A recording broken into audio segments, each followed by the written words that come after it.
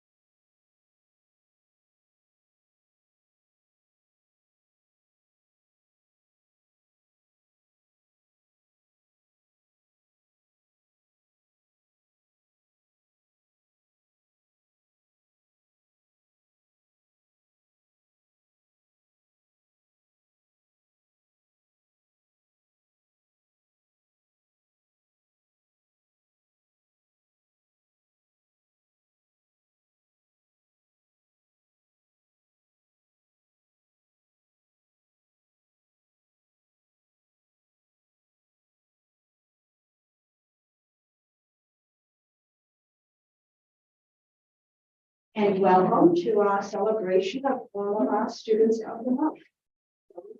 Our students in the county and their successes and the success of their parents and of course their teachers. Where did the list go? Anyway, Commissioner McCaskill.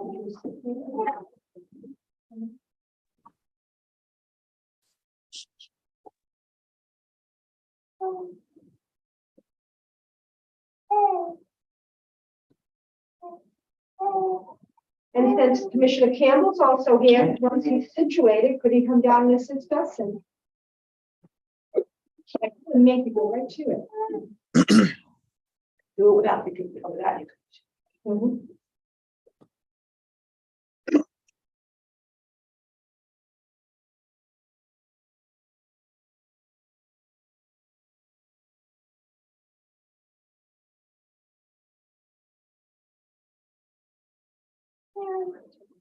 I don't really listen to you, so. We're going to call each student's name up in their school and come up and to receive your certificate, and then we will take photos afterward. Seth Lennox, from Pierce Elementary. Is that here?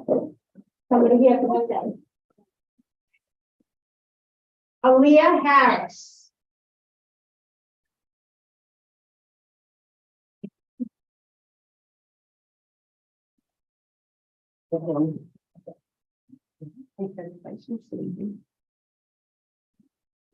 Sierra Bergman, Hillcrest Academy.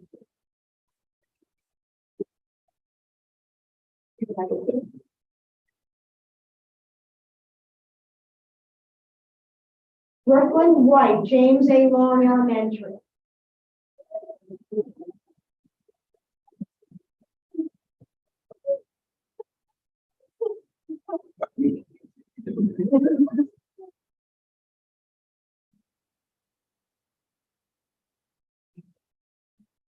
Liam Cooper, Kelly Smith Elementary.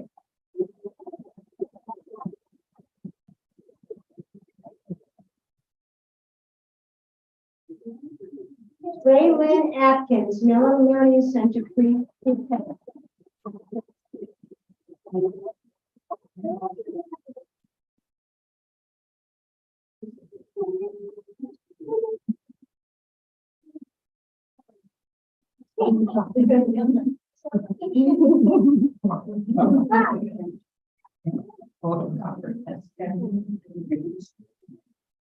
Jo Marion Tucker, Mellon Learning Center, K-12.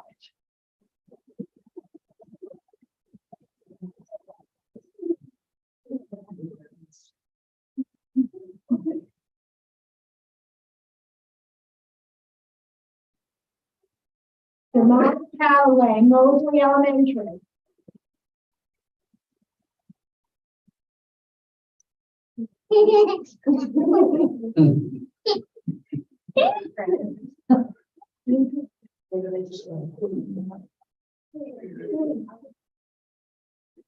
Hope everyone's pronounced this Ion session, Black Junior Senior High.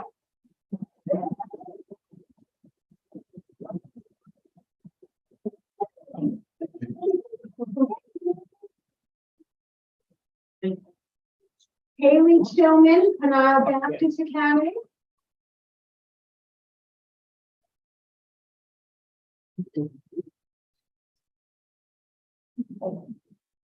Lexi Gilliard, Putnam Harry's Arts and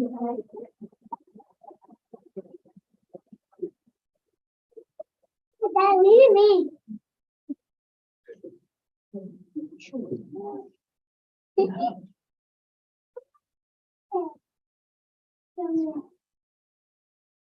Photo with everybody.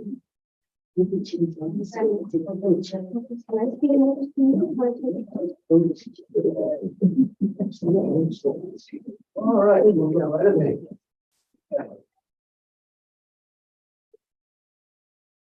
Now we take a photograph. Just the students, yeah.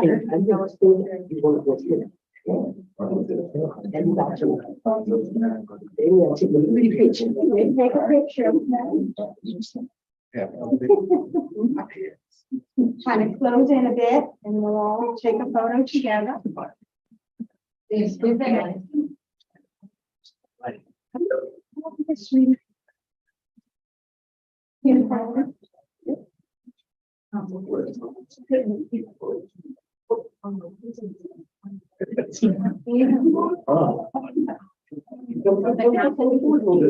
it.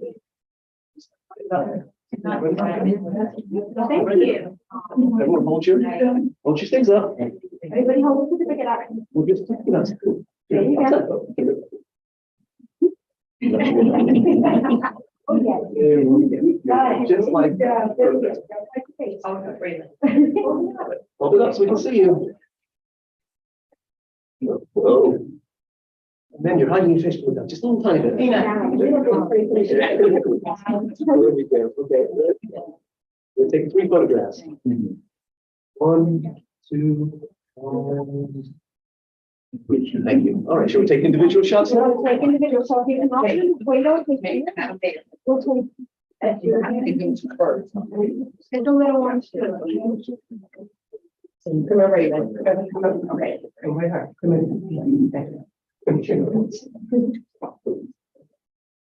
You again. Upside down. Here you go, baby.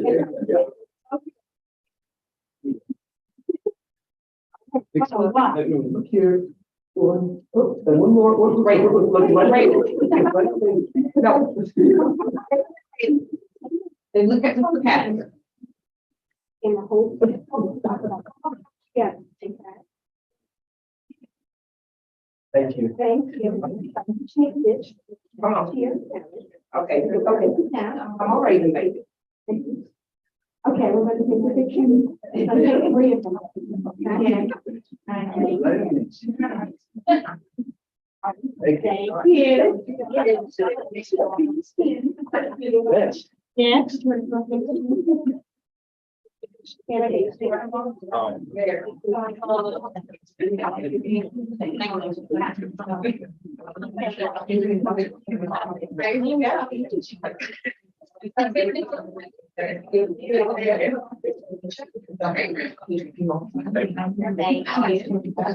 come over next? Thank you.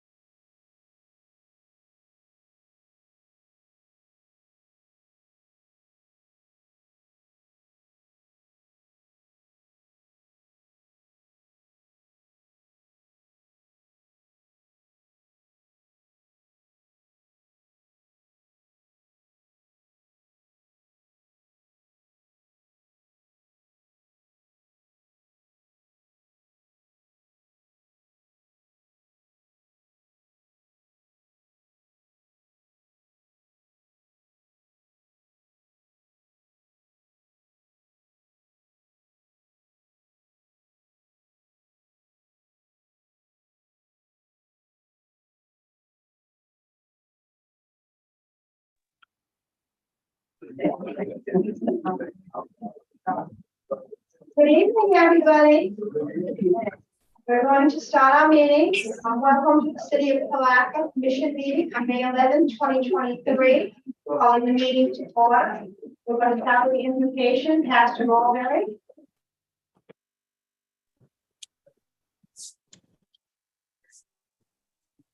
And everyone, Father, again, we stand before you and we thank you again all that will be useful unto us, that you will bless our working minds, so we can knowledge this city, that we may move it forward. In the name of Jesus, God, have your way. Give us to keep the unity among us. Keep us together one. We may do things that bring you glory and you. And Father, we pray work and even more. In Jesus. Amen. Amen. Amen. Mr. Holmes, could you lead us in the pledge? Sir, join me, please. I pledge allegiance to the flag of the United States And for which it stands, one nation, under God, indivisible, with liberty and justice for all.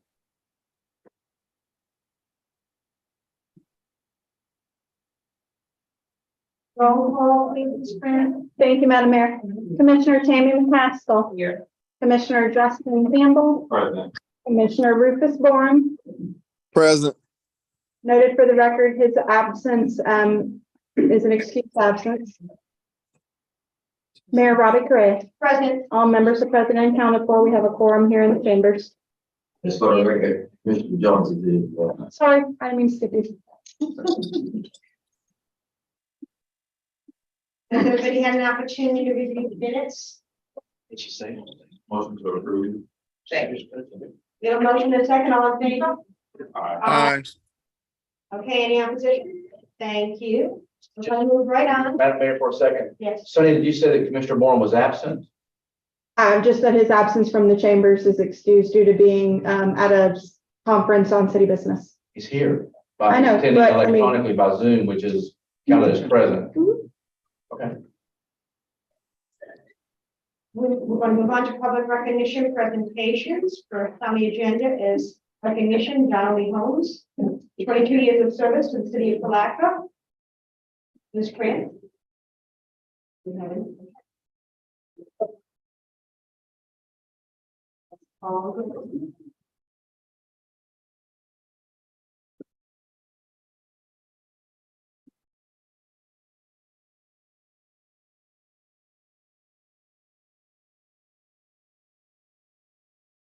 On two.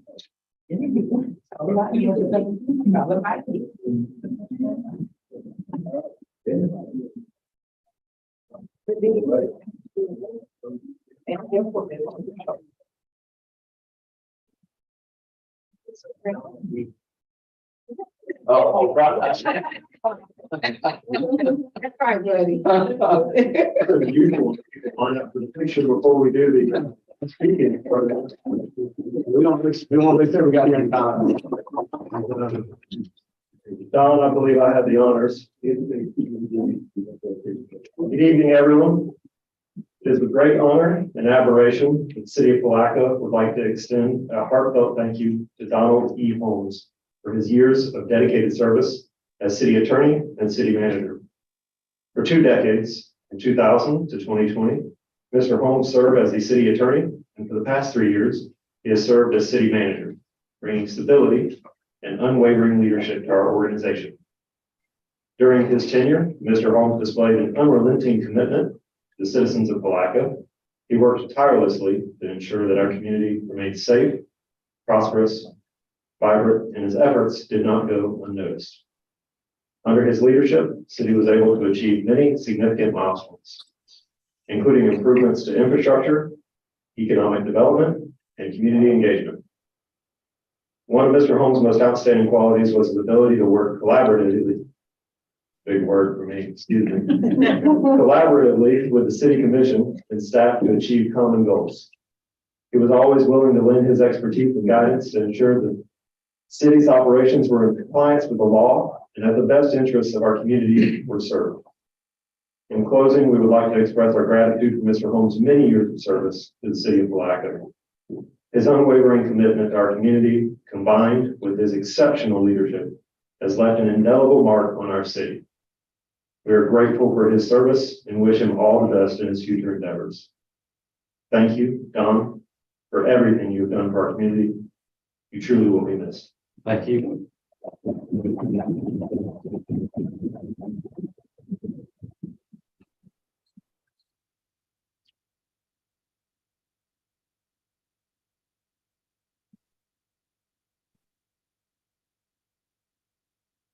Stage. Oh, okay. Commissioners, if I can just have a brief moment. 22 years ago, Mr. Donald E. Holmes came to City Hall. You can blame me. I wanted to not only thank you for the many years of dedicated, tireless service. We've had ups together, we've had downs together, we've had mountains and valleys, situations and circumstances. You were working with us, sir. I just want to thank you on behalf of all of the citizens and the previous commissions for the time served. There have been many years and many situations that because of your wisdom, your expertise, your institutional knowledge, you kept us in the commission room and out of the courtroom. And for that, we say thank you. So as 22 years ago, I welcome you to City Hall. Today, I welcome you beyond City Hall. God bless you and Godspeed. Thank you.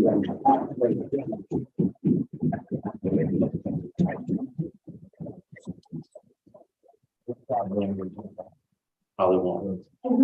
If you want to say something, do you have a speech you want to give? Thank you, man. Yeah, well, thanks to all of you. I'm really proud of what we've accomplished at the city. I'm really proud of the team that we've assembled at the city, all that it's done and all that it's going to do in the future. I think the future is so bright for the city of Palatka, and for whatever little small role I played in that, I'm actually grateful. So thank you. Thank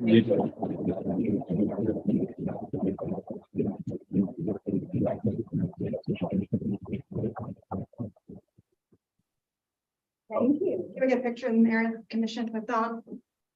And also, can we get one with former mayor Please. as well as Miss Commissioner, former commissioner as well? Ms. Kitchens? We're gonna do this for part of it now.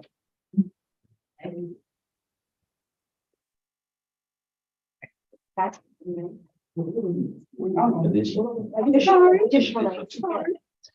Thank you. I don't know what the sidekick over here's rolling, but he's my number one wingman right here. And I got to do that. Yeah, correct. And then to the front. Thank you. Hold on.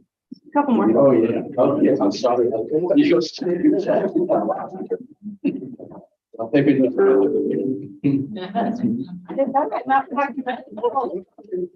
All right. Department heads, Thank you. department heads, please come. Yeah. Yeah. Stay here. Jonathan.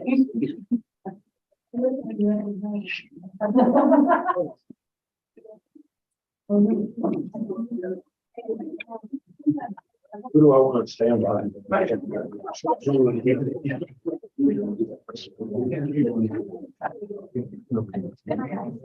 All right. So. One more. And the Don's family, please. It's something you have to. She's correct.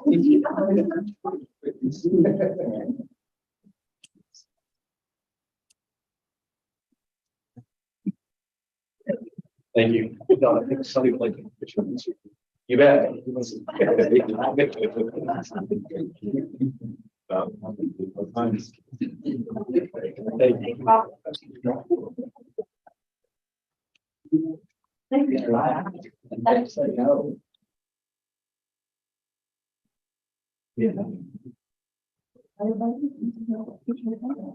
Moving on to our next recognition, VFW Police Officer Blaine Snyder and Firefighter of the Year, Captain Philip Smith.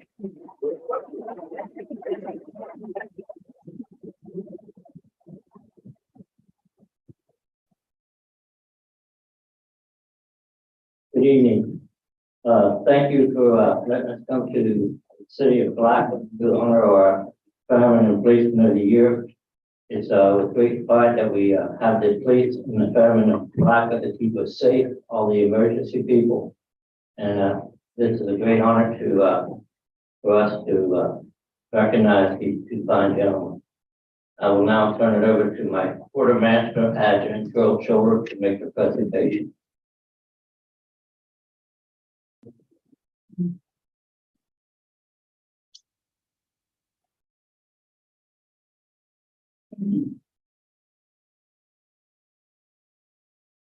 And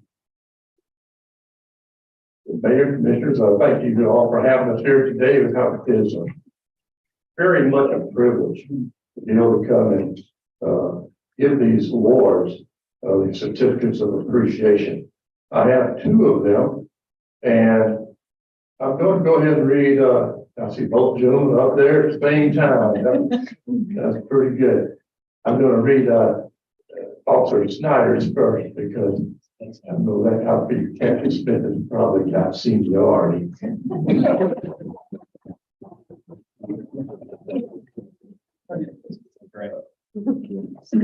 They're all very good, by the way. All right, this is from the Office of Chief of Police of Jason Shaw. Officer Blaine Snyder is nominated as the 2022 VFW Palatka Police Officer of the Year. Officer Snyder has been employed with the Palatka Police Department for a little over 3 years. Officer Snyder has led the department in proactive arrest this year. Officer Snyder and his canine partner Tito are responsible for making several narcotic arrests and seizing of multiple firearms. Officer Snyder is also a field training officer for the department. He has successfully trained several new officers and has done so following our high standards. Officer Snyder has a positive attitude and is a true team player.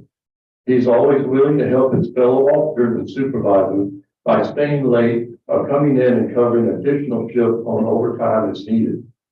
Officer Snyder's devotion to duty and commitment to the safety of the citizens of Palatka make him the perfect candidate to receive the 2022 VFW Palatka Police Officer of the Year Award. My command staff and I are very proud to have Officer Snyder on our team, and we thank you for recognizing him with this honor.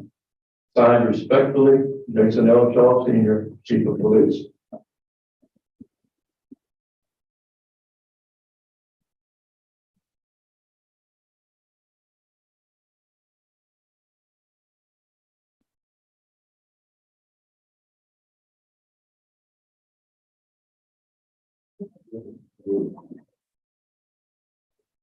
Present you with this plaque from the VFW, as Officer of the Year, and a certificate to honor you. Thank you very much.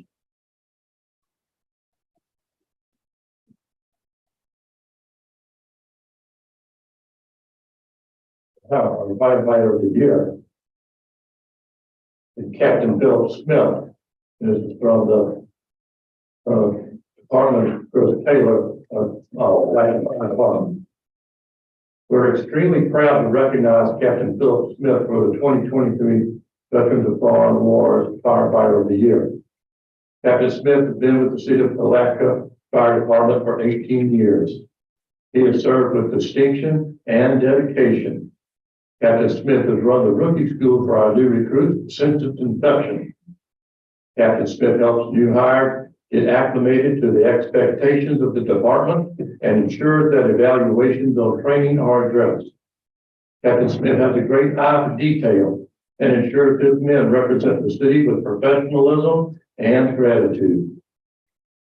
Smith wears a uniform of pride and demands his crew do the same. He oversees our vehicle maintenance program and our facilities maintenance program. Captain Smith is always willing to help on any project the department needs.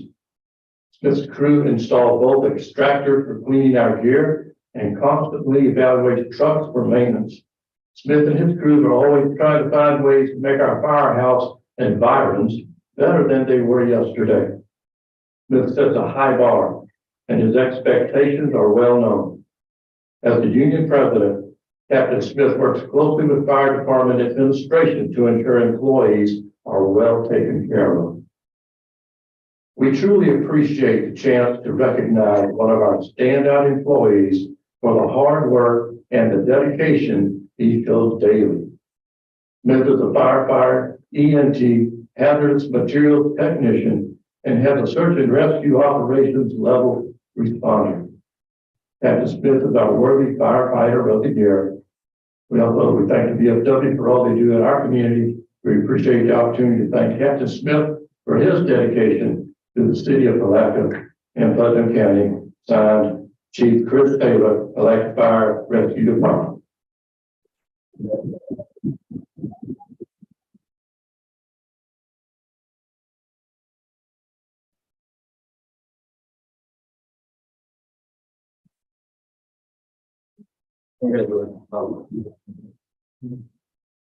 Captain Smith is the pleasure as the captain of the commander of the VFW to present you with this plaque and also for the certificate for outstanding service that you do to our community.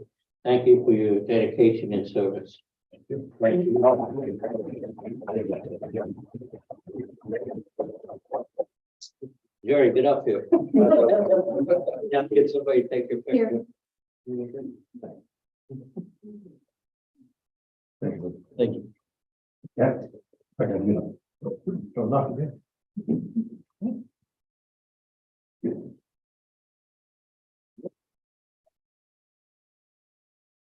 Not sorry.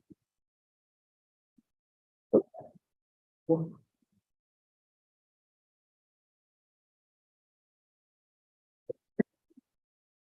more. We're good. We're good. We're good. Thank you. Appreciate Thank you very it.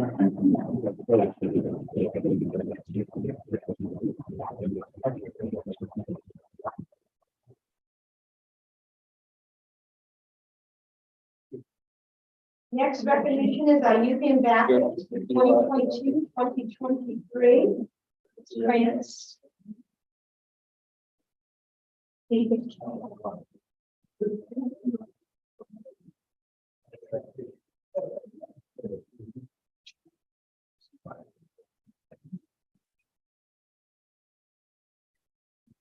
Madam Mayor, Commissioners, citizens of Palatka, I stand here today proud to introduce to you our inaugural class of youth ambassadors for the city of Palatka. The youth that you will see before you today have helped establish something that will be near and dear to the future of the city of Palatka. They came in, they worked hard, they participated, but most of all, they were open to help us develop this program. As I tell them every time we've met, they are a part of history and we're forever grateful for them. I would be remiss if I don't recognize Commissioner McCaskill, who graciously gave me the opportunity to step in at a time where she had things that she was trying to accomplish so that we would be able to carry this out. As we know, our former vice mayor, she was very much an advocate as well as the Florida League of Cities. And once they realized and once they got word that we were going to establish it, they came to the city of Palatka to make sure that we had everything that we needed to formulate the Youth Ambassador Program. They've done everything from creating the logo, the seal that you will see that's going to be the representation that hopefully, and it will not change. So again, thank you for everything that you have done. And at this time, Sonny, if you have words, then move forward with the presentation. To our youth ambassadors, thank you so much for being the inaugural program. You guys have set the standard for this program for those that will come behind you. To our 6 graduating seniors, I cannot be more proud of you. Keep on keeping on. One day you'll be the leaders of our country. To our 2 who will still be with us, I'm excited to work with you another year. And with that, I'll read names and ask you to come forward to obtain your certificate. I was looking around. I don't see Amelia Simon, but Amelia Simon. Craig Matthews.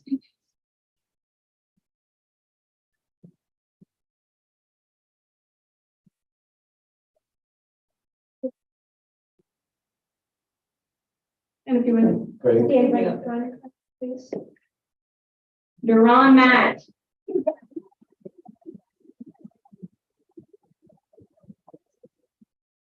Congratulations.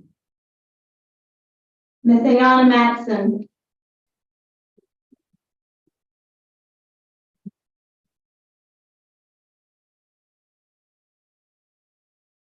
Nyla Owens was unable to be with us tonight, but Nyla Owens. Tamia Wiggins.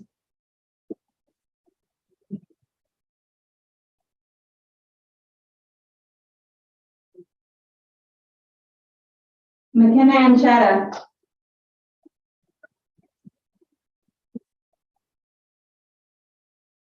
And James Keeley. With that, I'll turn it over to Commissioner Campbell with some parting words. In closing, I would like to also thank the staff for stepping up and taking a vast interest in this program. Each month, the youth ambassadors actually met with one of the department heads to actually go over what it is that they do for the city. So we want to thank them for being so gracious and staying after hours to make sure that those that stand before you today have a working knowledge of what city life is about. And for those that are up there, I would like for you to just tell us, for those that are graduating, what your future plans, and for those that are staying, where you are a student at. I can go first. My name is Tamia Wiggins. I go to Palatka High, Palatka Junior Senior High. I'm going to St. John's to get my AA. Then I'm going to transfer over to FAMU to get my I'm majoring in sports medicine and minoring in business.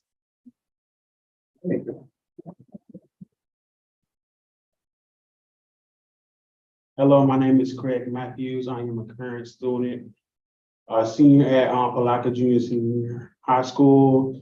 I am going to First Coast to major in, I'm going to be an LPN and then transferring over to university for RN.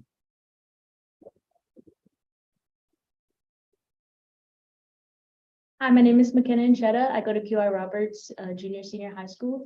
I'm going to University of Central Florida to study political science and minoring in sociology. Hello, my name is Duran Mack. I go to Palatka Senior High School. I'll be attending St. Leo University for a master's degree in Psych Biomedical.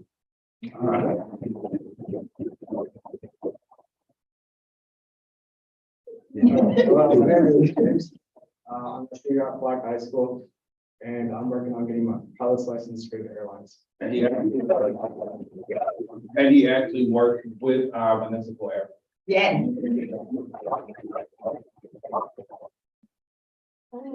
Hi, my name is Ayana Matson. I am a 9th grader at Palatka High. I still have time to. But I have one where I want to go to college, study culinary arts, and become a pastry chef.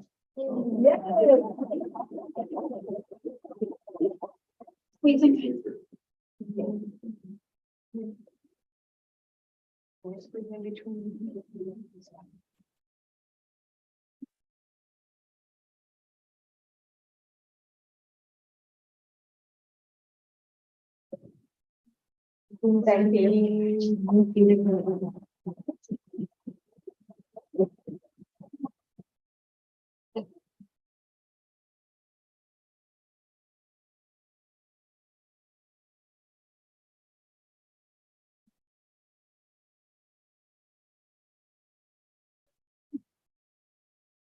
Next, in body contest, 2023 contest, Platinum contest, alumni chapter of Delta Sigma Theta Sorority, Inc., Dr. Yvette Jones.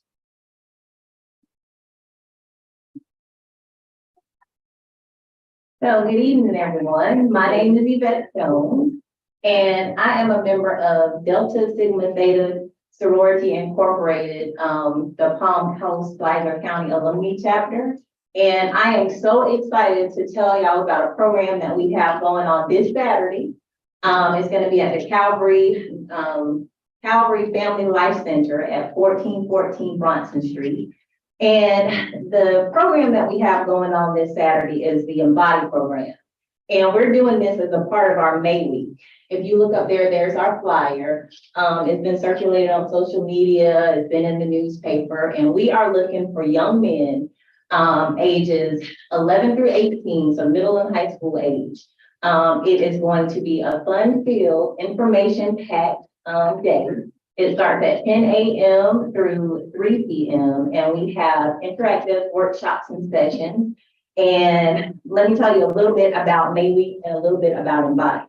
So May Week was created in 1920, and it is a national program of Delta Sigma Theta Sorority Incorporated. And this week was set aside for programs highlighting academic and professional achievements to emphasize the importance of higher education, especially for Black women. But the Embody program, it stands for Empowering Males to Build Opportunities for Developing Independence. And it is one of the national signature programs of our sorority. And it was started under the leadership of our 24th national president, Cynthia N.A. Butler McIntyre. And the Embody program promotes and provides opportunities to improve the quality of life of African-American males through a comprehensive approach aimed at developing their overall potential. Embody is symbolic of empowering young males to immerse themselves in culture and to see themselves as a person of great worth who can take his place with life of meaning and accomplishment. And so the program, it focuses on education, it focuses on culture, family and community, personal, social, and emotional factors, and resilience and responsibility. It also entails leadership and mentorship and preventative health and mental health counseling, financial safety and protection, conflict resolution, scholarship, and service learning. So it is an excellent program. If you know any young males between the ages of 11 and 18, I encourage you to ask them to attend. So I'm formally inviting all of you young men over there as part of our Leadership Academy for the city. I invite you to come out on Saturday. It's going to be at the Family Life Center, 1414 Bronson Street. I do have some flyers. Again, the flyer is posted in the lobby and it's on social media. So please get some young men to come out. I think it's going to be an excellent program. Thank you. Thank you.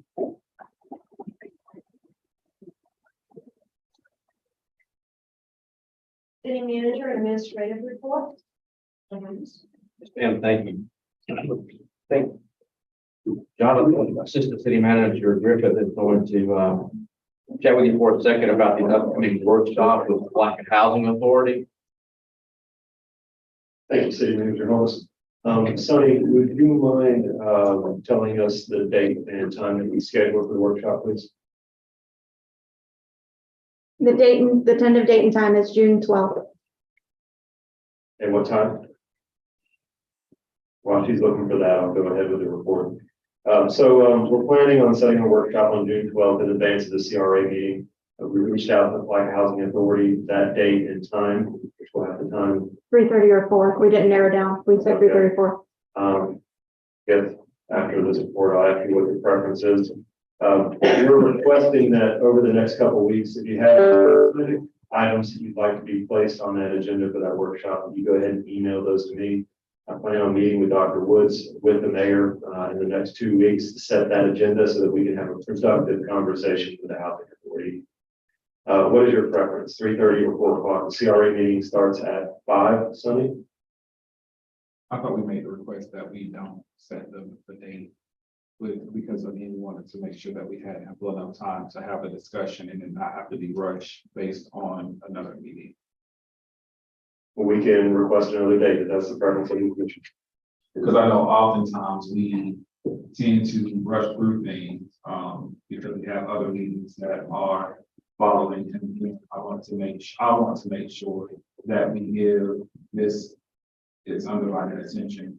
But I already think an hour may be enough, go forward with it, but then again, I want to make sure that we don't rush through if we don't have to rush through. I'm in agreement with a separate date other than the CRA meeting, so we just need to choose a separate date. And then as well. Calendar for June, I believe the city commission meeting is the 8th, correct, Sonny? Yeah. 22nd. 22nd, we only have one meeting. Our meeting is here. Would you be agreeable to requesting June 8th at 6 p.m.?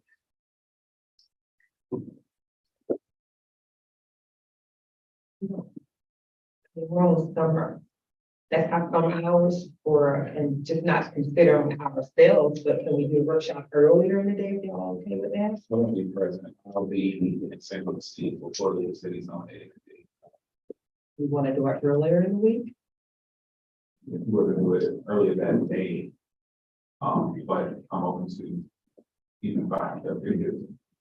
Jones and Board.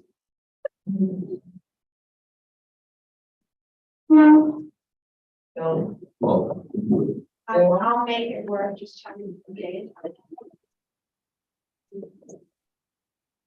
Commissioner Campbell, how early meeting? I would have to be in St. Louis by 6:30. So if we went with a 3:30 on June 8th. Commissioner Jones, is that acceptable? Yeah. Madam Mayor, just letting you know, Commissioner Bourne has his hand raised. Commissioner Barr? Thank you, Madam Mayor. I have a FMIT meeting, Florida Municipal Insurance Trust meeting on that day and during that time. So if it's amenable to the board, if I would like to attend the meeting as well. Hopefully it's not in conflict. Right now it's in a conflict with a meeting that's already set by the Florida Municipal Insurance Trust Board. To give another consideration for time or date. Monday, June 5th at 3:30? Excuse me, that's the time. I mean, I'm meeting during that time. June 5th? June is it 5th. a week? Is it a whole week? No, I'm not. I thought didn't y'all say the June 8th? Alternative day. Try to come up with an We got people talking over each other. I couldn't hear. Repeat that again, please. We're trying to come up with an alternative date and ask me if June 5th works. Well, I'm good. I'm good for June 5th. That'll be fine. 3:30? It doesn't matter. It doesn't matter on that day.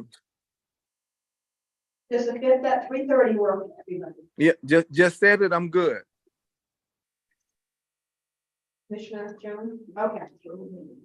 So it's 5th at 3:30. We'll send that to the Palatka Housing Authority and see if they can accommodate that date and time. And again, if you have anything specific you'd like added in the agenda, please send it to my attention. All right. Thank y'all for consideration. Appreciate it. Thank you. Mr. McMillan, roaming officials in front.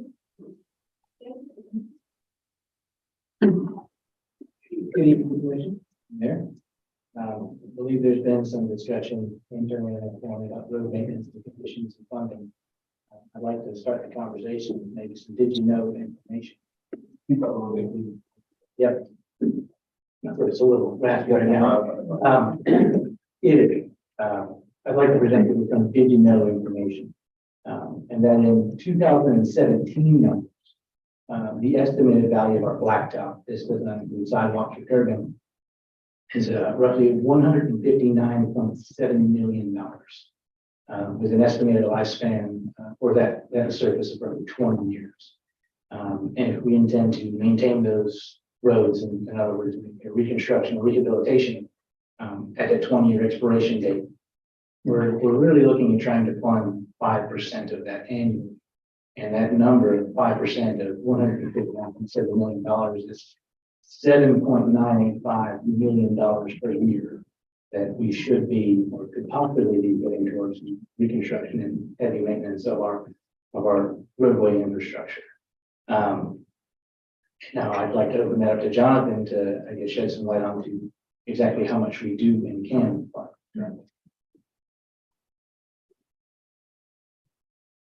So look back at this year's budget, just for reference. Currently, the city budgets $0 annually out of the general fund for capital replacement for roads and stormwater. In Better Place, this year you set aside $250,000. That's a little under 3% of where you should be funding annually. And I'll remind you that Better Place sunsets in 2032. We bring in approximately $220,000 in gas tax revenues in the general fund. That goes to offset a portion of the operational cost for the streets department.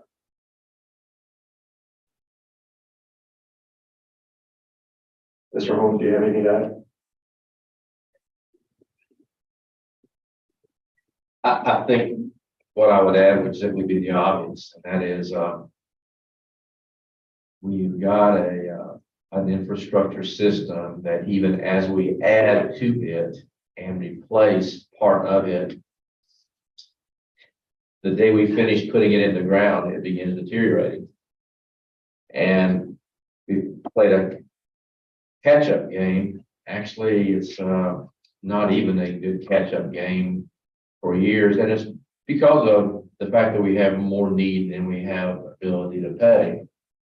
But as we look forward, as you look forward, I think it's going to be important for you to at least even start the concept. If you can't fund the full amount that it would be technically necessary for you to be building in that replacement fund or cost. But I think it's a little bit like a savings account.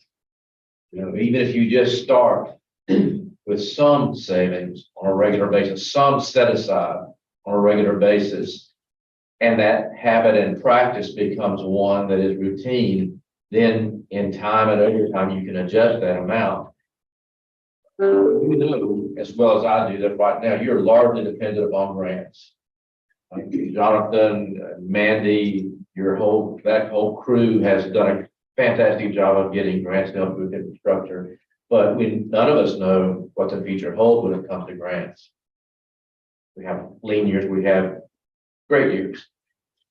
But we know that this need is going to be there whether you have grants or not. So our hope is that we can begin as the budget preparation cycle is upon us, we can begin thinking about at least putting some money, some allocation towards what amounts to a replenishment program for your infrastructure. And that becomes something that we become accustomed to funding every year, just like you do so many other things. So you want to add anything to that? Yeah, just a little bit of a positive note to that. You have started this in one of your funds. It's the utility fund, and we're nowhere near where we need to be. But what you have set aside annually, a couple $100,000 between the different divisions within the utility fund, water and sewer distribution, water treatment plant, wastewater treatment plant. We've been able to leverage additional external funding. So during the budget workshop process, Mr. McMillan and his staff are going to have some good graphics for you to show you where you stand with streets, stormwater, and facilities, and your fleet to see how far off that annual capital outlay mark you are, so that we can just start to take some baby steps, if you will. Thank you. Now, I have one follow-up on that. Right, so $250,000 from the Better Place plan is now earmarked to go on road repairs. The actual line is road resurfacing, sir, and it was used towards the road resurfacing on the north side. Right, so have we looked at, are we going to look at the percentage that we will start getting from impact fees when we implement those, when we start talking about funding sources, because there's a portion of that goes towards road and road repair. Also, I've challenged, it's not a challenge because we work together with it, but I feel that we need to also come up with, city manager Holmes said it once before earlier on about we need to look into the pilot that we get from housing authority, payment in lieu of taxes. We need to actually start seeing, can we get some funds because our roads go through those properties. So I think there's some opportunities, areas of opportunity that we could find some local money because it's needed. And here's the big question, as you said, did you know? The big question is, what happens when these roads start caving in the way they have that we've had seen in the last couple of weeks? It's going to happen, it's going to continue. What plan do we have for that? That's going, we cannot say, well, for next, or we're going to say for next year, but what do we have now? Where will we reallocate funds from right now in an emergency situation such as those? Because right now we're band-aiding, but we need to start talking about internal from inside out fixing them, which I know is going to cost a lot more money. But what we, city manager Holmes and I spoke on is a plan. I like to see a plan implemented or at least created by Public Works of how can we attack this in a systematic way where there's when we do a needs assessment, where we see the most egregious roads that need the attention. And I know we're not going to get to all of them, but safety is a huge issue. And as we talked on, when we talk about funding, I just want to say what the importance of that funding is because of the potential liability. That, that's why I've been crying about it, because I've been getting phone calls. And I know every one of us up here are aware. And I want to say thank you to staff for going out, actually coming out of office and looking at these areas as they've been complaining about. So we saw them, but as you're bringing to us right now, we need to get some money to fix these roads. Commissioner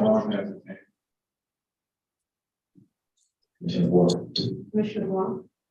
Yes, thank you, Madam Mayor. Thank you, Commissioner Campbell. But yeah, like Commissioner Jones was saying, what will we do if the infrastructure continue to erode if we don't have the funding out there? We do have the ARPA funds that we could, redirect funds from. We have some of those things already pre-allocated, but they have not been dispersed. So I think as a commission and the staff can get together to say, okay, well, hey, let's put this amount, and we can ask the staff, how much do we think we can allocate to, have a good head start, and then also start adding to the utility fund a certain percentage like we put in for the water fund, the water line replacement funds. So I think as a commission, we need to kind of start thinking along those lines, and we won't continue to have the problem we are currently facing right now, and we won't be playing with our back against the goal line. And I think that'll be a great start, but we just need to look at our ARPA funds and see what we can use from that category, along with other things. That with the utility fund, we can put 3 to 5% toward the fund to at least continue to keep money going into that coffer. That's all I had. Anybody else? Okay, thank you. Staff direction, allocation of space at Jenkins Gymnasium. Mr. Cutler. And commissioners, as a preface to Mr. Cutright's statements, this presentation is intended to begin a serious discussion from the commission as to its preferences as to the Jenkins. As you know, we've got 28,000 square feet in the Jenkins Gym. A fair amount of that space is in offices. you've got the gymnasium, but you've got a fair amount of administrative space there at the gym. And been a number of things discussed over time as to how to allocate that. We've heard ideas talked about from the standpoint of city renting that space out to third parties, to the city using it for a program or another program. Well, truly, this is a policy issue for the commission to decide. Staff is willing to try to implement whatever policy it is that the commission adopts, but there's a need for direction as to your thoughts. And just for a second, if I could try to hone focus the question, on the one end of the spectrum, you could look at using that space for city offices. Cultural affairs, I don't want to steal Mr. Cutright's thunder, but you could look at using it for city offices. And on the other end of that spectrum, you could look at making it available to others, but that's going to involve a whole different set of issues if you make it available to others. And that is, what's your criteria going to be for making it available to others? Are you going to try to charge market rate rent? If you're going to subsidize the rent or charge less than market rate, what's going to be the qualifier in order for you to offer people taxpayer property at less than market rate? So I'm simply raising issues. I'm not trying to advocate a position, but it's something that this is a policy matter. And so the city staff needs direction. So with that, and I hope I didn't do a wonderful job. He says that now tonight or tomorrow morning, he'll call me and say something different. Well, you'll be out city clock tomorrow. Not tomorrow. So yeah, this is just a quick step presentation to kind of show you what we've been working on down there, myself and my staff, Reno and Jonathan them and Pastoral. All right, so this thing ain't working. Oh, here we go. So this is the blueprint of what we put together, trying to bring to Jenkins Middle School. Now, this presentation and this snapshot was created about a year ago before. So the fitness center has kind of been taken off the table. So it's just give you a look at, can be put and made anything else you want to be. But these are the breakdown of how to build it is. So I'm going to fix it.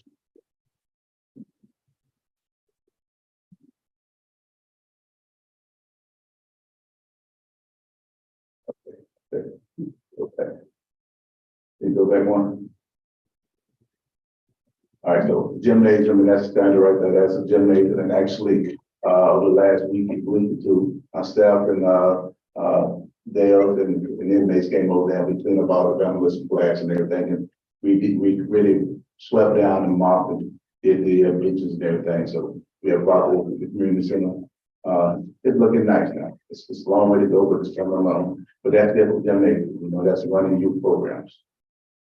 That will be the concession stand area that we allocated to make a concession stand, so we wouldn't have to have the next program or whatever. We wouldn't have to have concession stand or any kind of vendors in the corner of the gym to allocate and make sure we can utilize the gym to its fullest.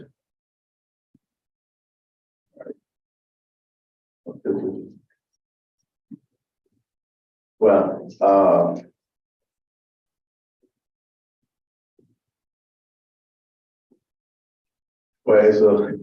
if you know Jenkins Middle School gym, that's a room in the back by the all-purpose community area. It's a room back there that has a kitchen and its own bathroom. We're just going to designate that area because there's own access from outside the building for our senior programs and anything from Bridge Club to playing spades or whatever mature adults do. And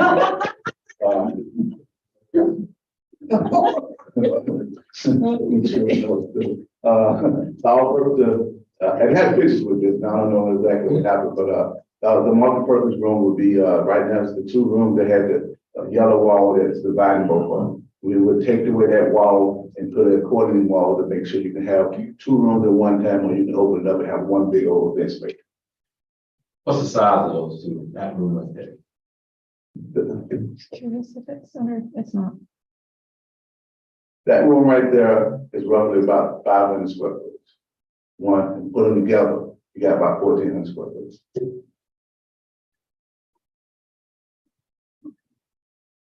And then I wish the picture would have came through, but we're gonna create a computer room or computer/game room for teens to come in and utilize after school programs, and also for seniors to come in and utilize for resume writing, job searching. If anybody needs to work on getting a GED, it'll be open for them to do that. And these will be, as Mr. Holmes was talking about, the blue ones will be the staff offices and also a conference room in the back. And then the yellow, the kind of orange one up there was actually going to be, it's the old guidance council offices down there. I think it's about 5 or 4 offices down there. That we, at that time, when we came up with this, we was going to allocate it to outreach programs and things from our organization to come in and utilize. That can be changed, that can be utilized, anything you want to do. And then that's a picture right there that will show the basketball court to the right-hand side of it. And that right there was looking at making it into a permanent pickleball court for 4 pickleball courts. If you want to put thumb drives in the picture to come back in. While that's happening, Mayor, if I may, I have a question. And, I don't want to be selfish, but I've been on the commission for 8 years, and I haven't had a proper space to meet with citizens in this community. And I know we see city offices, but I would love to see, us commissioners have a space that we will be able to go in and conduct business of the city. Possibly, I know I wouldn't mind having office hours. I think that's a recommendation for everyone. But again, since being on that, we have not had adequate space to meet with citizens. So I would love, I don't mean shared space either, our own personal space that we would be able to do what we need to do as. So are you asking for individual offices for all the commissioners, or are you asking for just one allocated spot where you can have your meetings? We have one allocated spot and we don't have access to it. And we know that, again, we want to have access if we have to have a shared space, which is not preferred. Because again, we may want to have personal things that are related to the city. But again, I would like us to take into consideration having a space of our own.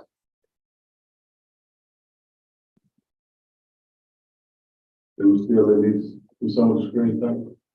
Okay, so that's the pictures right there. So that will show you the offices that we were talking about. And that can be optional. Like again, these are just proposals that we put together because of what we were thinking about bringing to the community center. We open to anything. I mean, we here for your guidance, whatever your guidance is, we'll try to do it. So, and that's one of the classrooms in the back that we was trying to dedicate to arts and craft activities. The brain organization in here to kind of do art classes or whatever. And also it was talked at one point to bring some of our art programs that we have subleased in other places, to bring them up under one umbrella. That was a conversation. Make class. Okay, and that's what I was telling you when I was talking about the right side of the gym facility, that basketball court will be converted to pickleball courts, where they're going to do some bring pickleball to that side of the town and also grow pickleball in this area. And that right there is just a 50% that they did come in manicure the grass and everything. So we're trying to keep it a little bit nice, even though we're not in there right now. So what's the anticipated move in as far as with city staff? Right now, we're looking at June 1st to the second week of June. We got to get the connectivity with Mark and the IT and Comcast come in and put 2 release landlines for the fire system to connect to, so we can have fire connectivity in case alarm go off. And then we got 2 contracts that were 2 quotes in for the windows and everything to be repaired from the vandalism. And once that's done, we'll be able to move that temporary. We still got to get the outer air out, the roof, and the fire, and the spring. But through mid-June, we decided to designate time frame to have this office staff over there. I have a couple, few questions. So let's start right.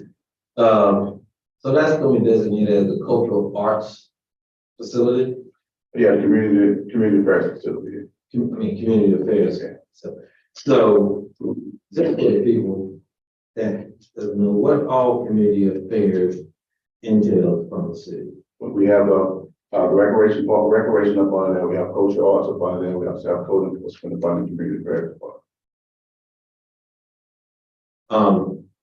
And I hear you mentioning some kind of street things. So what would be the hours of operation? Hours of operation now. Hours of operation right now, we're gonna set 10 a.m. in the morning, 8 p.m. Tuesday through Saturday. And your staffing, right now it's to actually staff.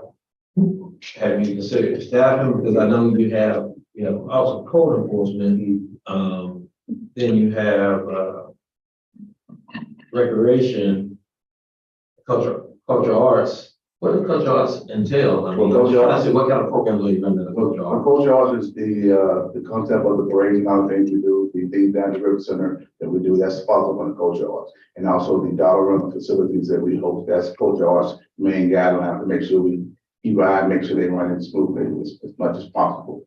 That's what cultural arts kind of did. We do the rentals at Price Morning Center, used to be Hammock Hall, and also, the taxi terminal, and also St. John's River Center. And then Booker Park Pavilion, not the grounds itself, but any kind of pavilion, parties. And I wanted to say, just to add this, that, there has been talk previously about things that they would have, or wanted to bring to that, however, they've been handicapped due to space, so I just want to make sure that that's. Just to elaborate on the Jenkins side, with the move over there, you would open up doors to where we can have a one-shop stop, where we can actually utilize for bigger sports. Like flag football, we have to use the baseball field. Soccer, we have to use the baseball field. But if we can allocate the field behind there, we have a tremendous opportunity to grow everything. And without having to go different little spots to move. Okay, my last question. Saw the rooms and plenty. How many rooms you think will be available over there? And then talking about space, whether it's office space or what, or Commissioner Cameron's space. But staff, we're talking staff. What do you estimate as far as staff usage? Whether it's a build out, it's dividing some of those spaces. What would you estimate? You've been over here. Can you let me go back to the multiple? If you go back to the, if you utilize, we have right now dedicated office buildings, office spaces, we have 9. We have 5 on the our side of the south side, and then we have 4 on the guidance and council side. And then we also have 2 either big conference rooms or concession stand type or break rooms. You can break that up and make another 2 offices if you wanted to. So you can utilize 7 offices on the right and 5 on the left as you come in the building. Then if you then try to make office space, you have 2 big old rooms on the right-hand side of the building that could be separated. And if you want to convert them, you convert them to probably about another 4 or 5 offices. And then that would take some 19 offices. I mean, that's guesstimation. I'm not a contractor, so don't quote me. Size might be a little bit off, but yes. But right now, office space alone is about 9 office space. And that's just in the front. You got little corners back in the back that you could, if you want to put these in office, back corner, those locker rooms or storage closets, but true offices, 9 offices. So could I don't know that this is something that you're going to resolve tonight. My question is, what would help you in thinking about this with the idea of coming back at a soon to be reached future date with your ideas? Would a schematic of the building with some square footages help you? Yes, Yeah. I mean, I did do it before, but I think that will be helpful when we're thinking about ideas of use ideas to be able to jot it down and those kind of things. So that we can put that out, get it to each of you and let you That'd get be it. great. That'd be much better. And when do you want a response back by in terms of our Well, sooner the better, I know. because So as maybe sometimes it's good to have a date. Okay, let's submit your ideas by. How quickly can we get that out? We can get the, square footage of the building itself and the offices on it, no later than Monday of next week. Okay.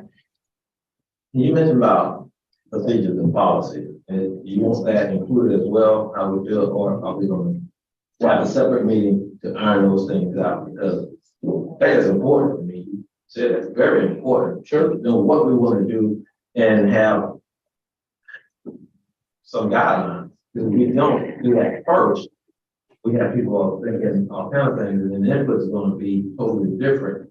We don't set the guidelines. I agree. Well, I've created, my staff and us have put two rough drafts of policies and procedures and also a budget plan together that we're gonna send out to y'all and just take a look and we can add, subtract, whatever you want to do. Yeah, Commissioner Barham has his hand. No, but I was gonna say, I have. Okay, Commissioner Barham? Yes, thanks, Madam Mayor, Commissioner Campbell. I think in terms of the use of the building, we're backing into it as opposed to being on the front end to where the commission had not had a whole lot of,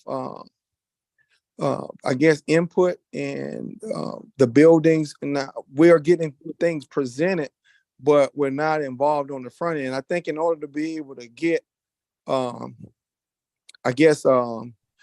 support for different things, we need to be involved on the front end. So there's not a lot of questions or additions among other things.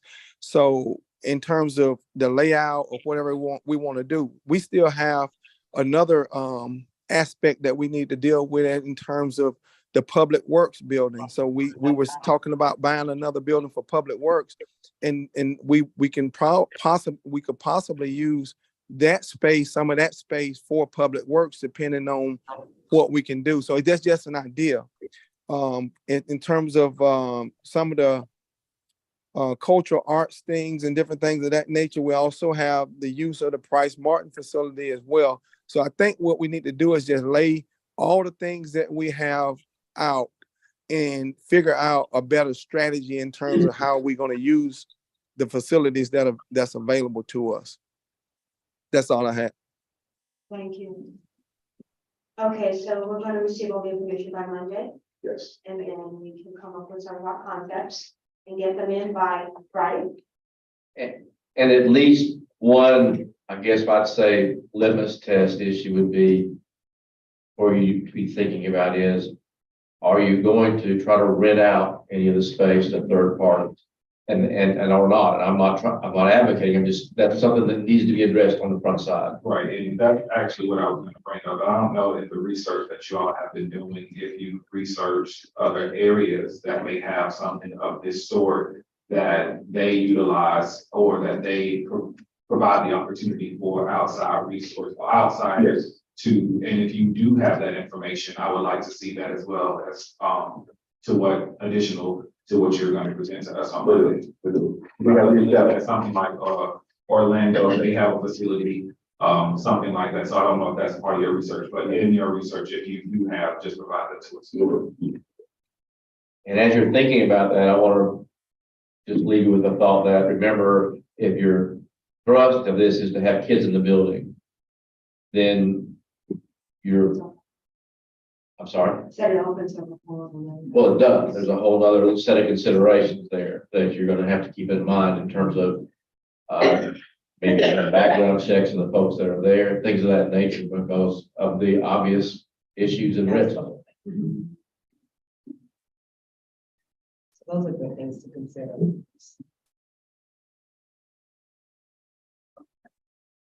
Thank you. Thank you. Well, Okay, next, if I could, I have one that's not on the agenda. The elephant in the room is the city manager search that you are or aren't going to do. I have had one commissioner talk to me about you all have been furnished all the applications that we received. Speaking to Ms. Jones, I don't know if she's in the room here or not, she is. And I may miss one, Ms. Jones, if I do, please sing out, but the method she used of pushing out the need for the city manager applications were the Florida League of Cities site, Indeed, the city's website, and also the Association of Government Finance, whatever that's called now, I've forgotten now. We get them acronyms and stuff, but the FOGA or finance officer. Yeah. Close. Those were the avenues that we pushed in terms of soliciting for city manager applications or applicants. I think we furnished about 21 or two to each of you for you to review. I've had some input from some commissioners asking about, again, looking at the possibility of using the talent search firms that from whom we had received responses to our RFP. I wanted you to know those RFPs are still valid. And the first step, if you wanted to do that, would be to rank those proposals. So again, not trying to anticipate what you will do, but in case you decide to go that way, we pitched out those 3 proposals to you by email today. All 3 proposals, all the responses that we had from the 3 firms that responded to our request for proposals for the talent search agency. And these aren't, so obviously this is the firm that would be looking for the city manager. If you choose that if you think that you want to utilize them, then your next step would be to rank those 3 proposals. And then from the ranking, you could make contact. We could make contact, or staff can make contact with the one you ranked highest. So you've got those 3 out by email. If you wanted that on your next agenda, you could put that on the agenda and you could rank the number 1 firm and you could start that process. If not, then I wanted to simply bring the topic up because right now we're sort of we're in limbo in terms of you moving forward for a city manager, new city manager. Hey, anybody have any questions or comments? I'll say for the record that we need to at least move forward. Let me go back, start over. I think for the last 2 meetings, we haven't mentioned the applicants. The applicant pool, I noticed, and I received phone call from the applicant. And they were talking about they could not apply. I don't know what the problem was in IT. They could not apply because the position was, I guess, not on the website still. When we say put it back out, I think it was out for 8 days, if I'm not mistaken. No, 21 days. The second time? Yes, we advertised, 21 days, yeah. I thought it was 8 days between the time that we told you to put it back out and I received it. But it's okay. Unless everybody's ready to go forward with the applicants that we have, I saw a lot of applications that didn't meet the qualifications for the city manager position. And first one again, I would like to go on with every firm, but I would like to see more applicants before we make that decision. I think you did request to see all of them, and with that, you see all of them, which means those people that qualify and those that don't meet the minimum qualifications. So that's kind of what we've got. We also had talked about having a workshop and determine some specifics, because there was some question as to whether the job description is adequate or not, and if they had any other parameters. We've had those kind of discussions. We are sure some of those folks may no longer be available that we have applications for. It's been, I don't know how long since it closed, but it's been a while already. So I guess we're back to how do we want to proceed. I thought we were going to go through those individually and kind of come up with our own top 5. Maybe I misunderstood. I don't know how we were doing this. I, again, personally just needed to see the people that were vetted that met the minimum standard. I didn't need to see 22 because that really just, I think, we saw all of them and I don't know if we really need to do that. I think that's what we asked. Well, we did ask, some of us asked. I think the reason that we asked for it, because there were individuals who stated that they applied, but did not have anything to notify them that their application was received, hence the reason why we requested that we see all that applied. Then you had some that recommended they just wanted the list of names. So I think the common ground was providing us with all of them and the list of names. Hence the reason why we are here, because we saw the ones that are qualified and we saw the ones that are not. And quite frankly, I was not pleased with any of them. And I would be the first to say that I was the one to recommend that we do in-house. But at this point, in order for us to get the bang for our buck, I will make a recommendation that we review the RFPs and take into consider bringing in a head on. That a motion? And that's me. And I said, Second. Okay, motion is second, all in favor?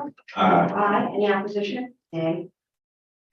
Okay, then, the motion having passed, if you would, you've got the headhunter, for lack of a better term, the talent search responses. Now, each of you do, we could put it on the agenda for your next meeting, a ranking where you would rank those three firms. And then we'll reach out to the firm that you rank at the highest level and try to see if we can, or staff and try to see if they can secure a contract. The RFQ or RFP, Jonathan? Yeah, it's an RFP. So I was going to add, Mr. Holmes, that we will forward out the evaluation criteria with a score sheet for you to use. And if you'll complete that prior to the next meeting, we can bring those results for your deliberation. You need to say before the next meeting, give us a date. Okay. Not tonight though, right? Yeah, no, it doesn't have to be tonight, but like Madam Mayor said, we do work best when we have a deadline. So Sonny, can you remind us what the agenda deadline is for the next meeting?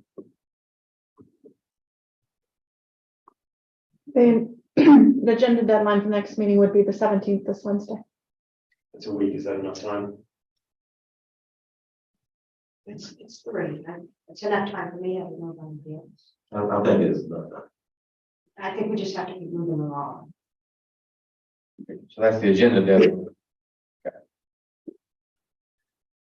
Okay, we good? So, Okay. I think that concludes our city manager administrative reports then, unless we tried to, again, we had student of the month this month, so we were trying to minimize the number of staff reports unless you have any questions that you want any of staff to report on. I have one question, and it's going back to the streets, and I brought it up the last time, and I think St. John's out there in the Solaris area.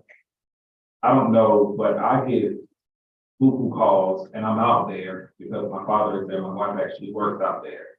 So I'm seeing how the citizens within the K. Larkin community is commuting through the Solaris parking lot. Solaris has went to the extent of posting signs. They had the signs before, but now they've gotten bigger signs to stop through traffic.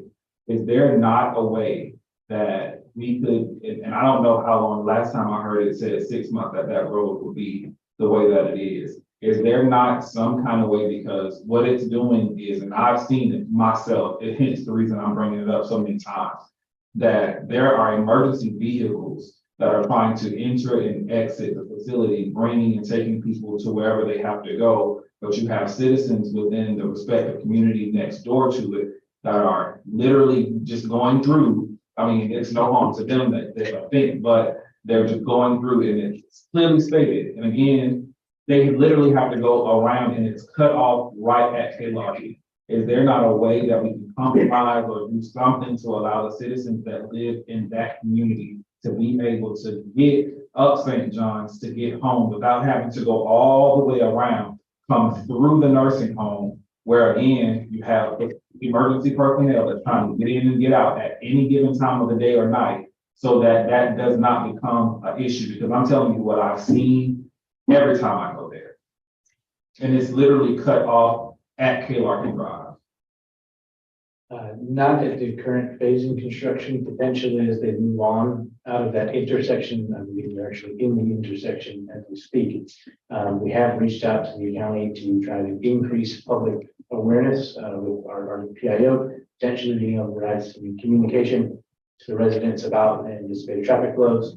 I know that the county has taken steps in providing a gate on the nursing home side to try to stop some of the heavier traffic and then having a diversion that has been noticed to our emergency services, for them to be able to go through the airport. But at this point, I can reach out and then try to communicate more. I don't think it's a communication thing. I think it's trying to come up with a way, because if you look, I've studied that area. You can make a path that comes along the side that would allow people to gain access. If you come from the Solaris side, from up St. John's, if you're coming and you're going towards Mount Taylor Church, if you look, there's a path that you could make. It doesn't have to come from that standpoint, but within that little bit of that's the 4K market, there could be along the sidewalk where people could come and drive up there. It can be paved off, it can be having some kind of barrier, but there is something that can be done. And I'm really telling you that it needs to be done. We really need to take it into consideration. Because again, I don't want something to fall up on us as a city saying that, we're not taking into consideration. If something was to really truly happen at that facility, then we're having people driving through there. I don't care how much education you give a person, sometimes we have to make a way out of no way. And I think this is something that we truly have to take into consideration. And I'm telling you what I've seen day in and day out.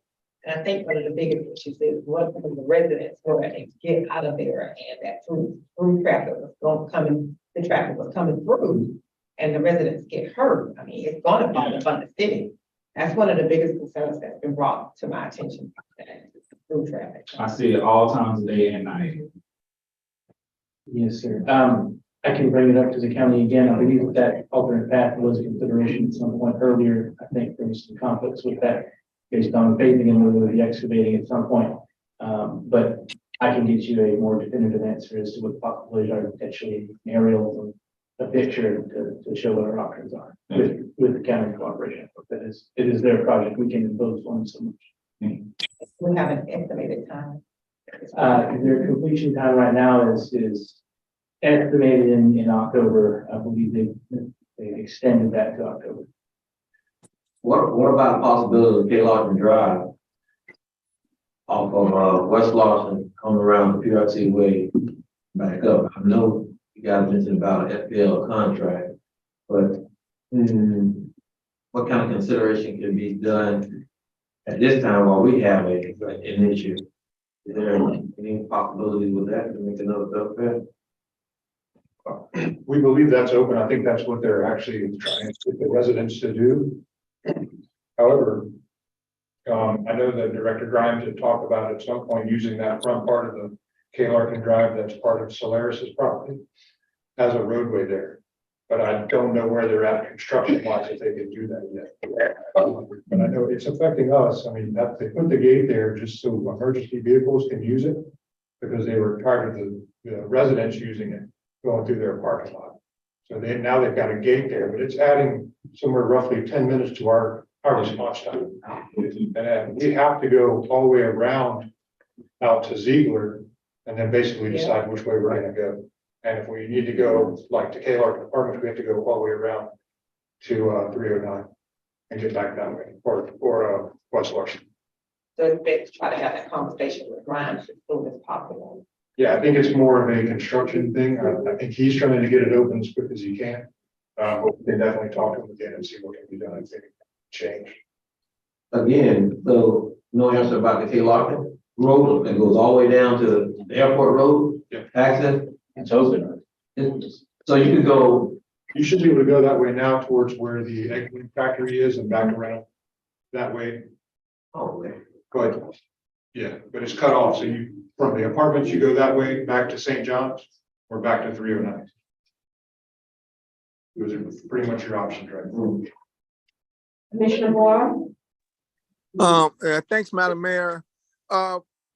Again, I'm with Commissioner Campbell and the rest of the commission as it relates to doing whatever we need to do, but we also have to coordinate with the county. So my question is, if we got the city and county, and who owns that jurisdiction there to be able to make those claims without providing some way for navigation for emergency management vehicles to navigate through there, because you put in 10 minutes additional time on a emergency situation. That's every second is life, it could be somebody's life.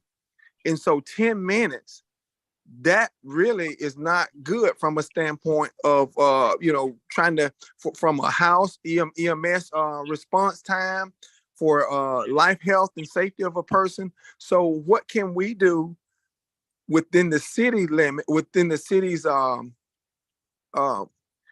I guess control, to be able to provide whatever we need to, and then work with the county, because we need to do that like yesterday. And who owns the liability if something does happen, to where if somebody's trying to get from a life health standpoint, who owns the responsibility? Well, I don't know that it's possible to try to allocate responsibility right now for something that hasn't happened. Well, no. What I'm asking is the liability. There will be a liability. There will be a liability. What I want to make sure and know is that we have done everything that we can do within our controls, because what's going to happen is not a matter of when, but if it happens, there will be some fingers pointing, and the liability is going to land somewhere. So I just want to make sure that the city has done everything that we possibly can to make sure that things are happening. We don't have no control over what the county does, but we can try and coordinate and communicate with them to help work with us through this. Okay. That's all I have. City Manager Holmes. I'm not, go ahead. We got a meeting scheduled with Keith Grimes on site tomorrow, 1 p.m. to look at these issues. We'll report back. Thank you, Jonathan. Thank you. You've got road construction ongoing, and that happens. And when it happens, there's things you can do, and then there's things that are beyond your control. So what I'm simply trying to say was, I'm not acknowledging that there'd be automatic liability if something happened as a result of road construction. But you can always look and see what is possible within the parameters of what you're dealing with. So, I mean, like for instance, if you build a road alongside the road and something happened there, now you've got people traveling on a road that's not really an established road. It won't be built to specs of any sort. It'll be a makeshift path. So there's almost, people can point fingers no matter what you do, but sounds like that there's going to be a meeting and some options will be discussed and then brought back to you. No, and I would make the recommendation that once that meeting has happened, and you've had the opportunity to debrief with city manager and city attorney, that we get some kind of correspondence with regards to that conversation by the end of the day, no later than the next day. Thank you. Thank you. Thank you, Mr. Moore. I'm going to open the floor up to public comment. Is there anybody here for public comment? Limited to 3 minutes, and notices will be made. No one here for public comment? Public comments? Consent agenda?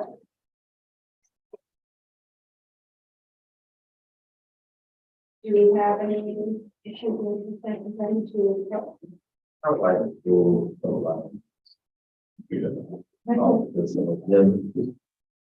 which one? Which one? A, B, C, D, and all of them. Let's do it. A, B, A, B. E, H,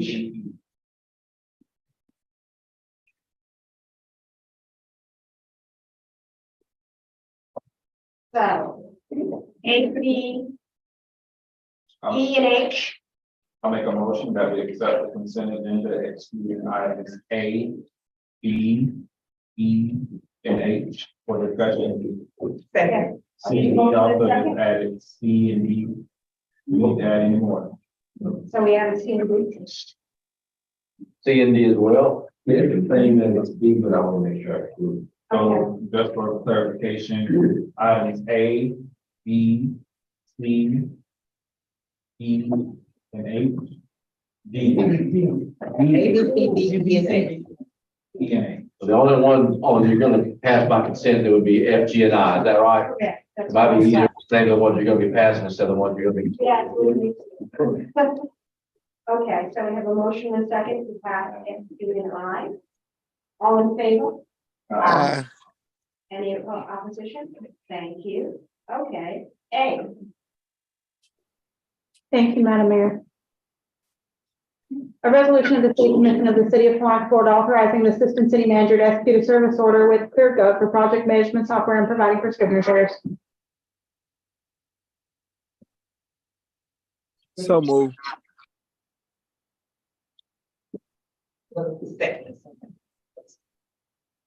Mayor, Commissioners, what you have before you is a beta program from ClearGov, which we currently use to push out our budget book annually. This program is their clear guidance. Basically, it's at no charge to us. If we do not opt out by August, it is $2,700 for a one-time setup fee, 2-month pro rata subscription fee of $1,350, and then an annual subscription fee of $8,100. Your staff would like to try this program up and through your budget workshop process to see if there is some benefit to the commission and to the community about pushing out consistent updates about some of your larger projects and larger strategic initiatives. Basically, what it does is it takes what we're doing internally for tracking projects and some key performance indicators, and it automatically pushes that information out through channels for the public to view. So it takes a whole series of steps out of the mix, and instead of pushing out updates monthly, you can see updates go out in real time if we're having meetings, say every Monday for projects or every Friday. And again, if you decide not to budget for this during the budget workshops in July, we will simply send an email to their job saying, no, thank you. And no problem. No charge. So there's no cost for how many months? 3 months. And we already used this for our finance. We use a portion of the software right now, the budget book. This is another component.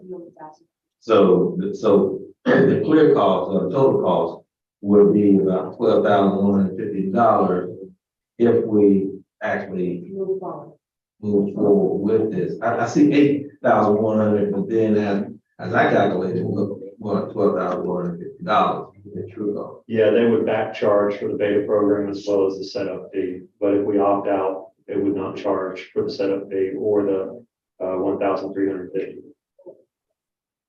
So, and the ongoing cost would be $8,100 a year, Commissioner. $8,000 a year. $8,100, yes, sir. And what we're paying for them? I like seven. I don't have that information handy, but I can find out. Like 7,500. I don't recall, sir. I'd much rather look and get the real number for you. So currently doing this, will it take the place of what Marshall presents to us? Update, is that? No, I think there's still some value in sending out that very detailed spreadsheet. And we're still going to use that to manage our meetings weekly and monthly. It just pushes more information out to the public, and it also pushes it out in a way that's a little bit easier to read. So we would put key performance indicators and milestones for each project, and you can see how we're progressing. It wouldn't require any additional staff to have to input that, will it? We already have that staff person, sir. He's sitting right over there. Who? Mr. Willett. Oh, okay. Great. It's exciting. Thank you. Clarifying that. I see that number, Mr. Griff. What is it? It's $7,750 annually for a 4-year term for the budget book. Pretty close, Mr. Thank you. Stay up that we got some more. Mr. Cartwright? We have a motion in a second on A. All in favor, Dave? Aye. Aye. Okay, thank you. Mr. Cartwright? Well, I can tell you to read anything for If Madam Mayor gives me the floor. Okay, you have to pull up. Thank you, Madam Mayor. A resolution of the city of Palatka, Florida, granting a release of lien assessed to 801 St. John's Avenue, Palatka, Florida, for complaint number 2019-3018, authorizing the satisfaction of the lien which is attached to the affected property and providing for scrivener's errors. Okay, well, this lane right here was, this is one of the ones we talked about the AUP cases that we had about 47. We had y'all released the original lien last month, and they paid it out of $24,000 and $170. You know, we found that there was a duplicate lien in there that was dated before we took over code enforcement, and this is where we actually released that lien. Property has already been in compliance and fines and fees have been paid for. So my question for is it B, C, and D? Have all the fines and lien amounts been paid? In B, yes, the one, I'll make sure my notes are out. The one with the lane, the parcel, that is actually a situation that dated back in 2007 to 2010, where the previous city attorney in the notes said that everything would been paid for under the payment or charge that was in there, and if they needed to, they could be open for case. From 2010, we did not find any new cases that was open, but that lien was still running, and per the city manager, the city attorney, we deemed that abatement case would have satisfied any liens that we have, any kind of obligation that owed us. Just for information, Commissioner, I'm sorry, Director Cutright. It's going to be a partial release as the only the property located at 801 South St. John's Avenue. It will not remove the encumbrances that are on other parcels that the same owner owns. Okay, so we're going to amend that language that we had there. It didn't make it into this iteration of the resolution, but we're going to fix it and have it only for a partial release, just to add to that property 801. Thank you, John. Any further questions on Thank you, said, the 131313 Madison Street, yeah, that she came in and paid the. Oh, you're asking, I'm sorry, I mean, because you guys, questions on 801 St. Charles? do we have a motion and? All in favor? Who's the second motion? Somebody, Yeah. okay, second. All in favor? Aye. Any other? Thank you. Okay. Ms. Craig? Thank you. For item, No, he asked all this question, notice that. yeah, okay, thank you. Resolution 2023-R110, a resolution of the city of Palatka, Florida, granting release of lien assessed to parcel 071027355003000020, Palatka, Florida, for complaint number 2007-0134, authorizing the satisfaction of the lien which is attached to the affected property and providing for scrivener's errors. So moved. Second. Question. All in favor? Aye. Aye. Thank you. Ms. Kransky? Thank you again. Resolution number 2023-R111, resolution of the city of Palatka, Florida, granting release to lien assessed to 313 Madison Street, Palatka, Florida, for complaint number 2022-047, authorizing the satisfaction of the lien which is attached to the affected property and providing for scrivener's errors. So moved. Second. All in favor? Aye. Thank you. Okay, on to E. Thank you. Resolution number 2023-R112, a resolution of the city of Palatka, Florida, granting a special events permit to the American Legion for Memorial Day Parade, granting permission to exceed allowable noise levels with the use of amplified sound, setting forth the provisions of the permits, and setting that fees will be determined by the city of Palatka Special Events Committee and providing for scrivener's errors. So moved. Second. All in favor? Aye. I got you pulled. Like I said, I do, I've had. Go ahead, yes, approve. Okay. So, we have any opposition? Okay, thank you. And then we're on to H. Springs. Thank you. Resolution. Resolution number 2023-0115, a resolution of the city of Palatka, Florida, authorizing the award of invitation to bid ITB 2023-01 concrete repair, removal, and construction continuing services agreement to TL Gap Concrete Services, DB Civil Construction LLC, PSG Concrete and Excavation LLC, and providing for scrivener shares. Second.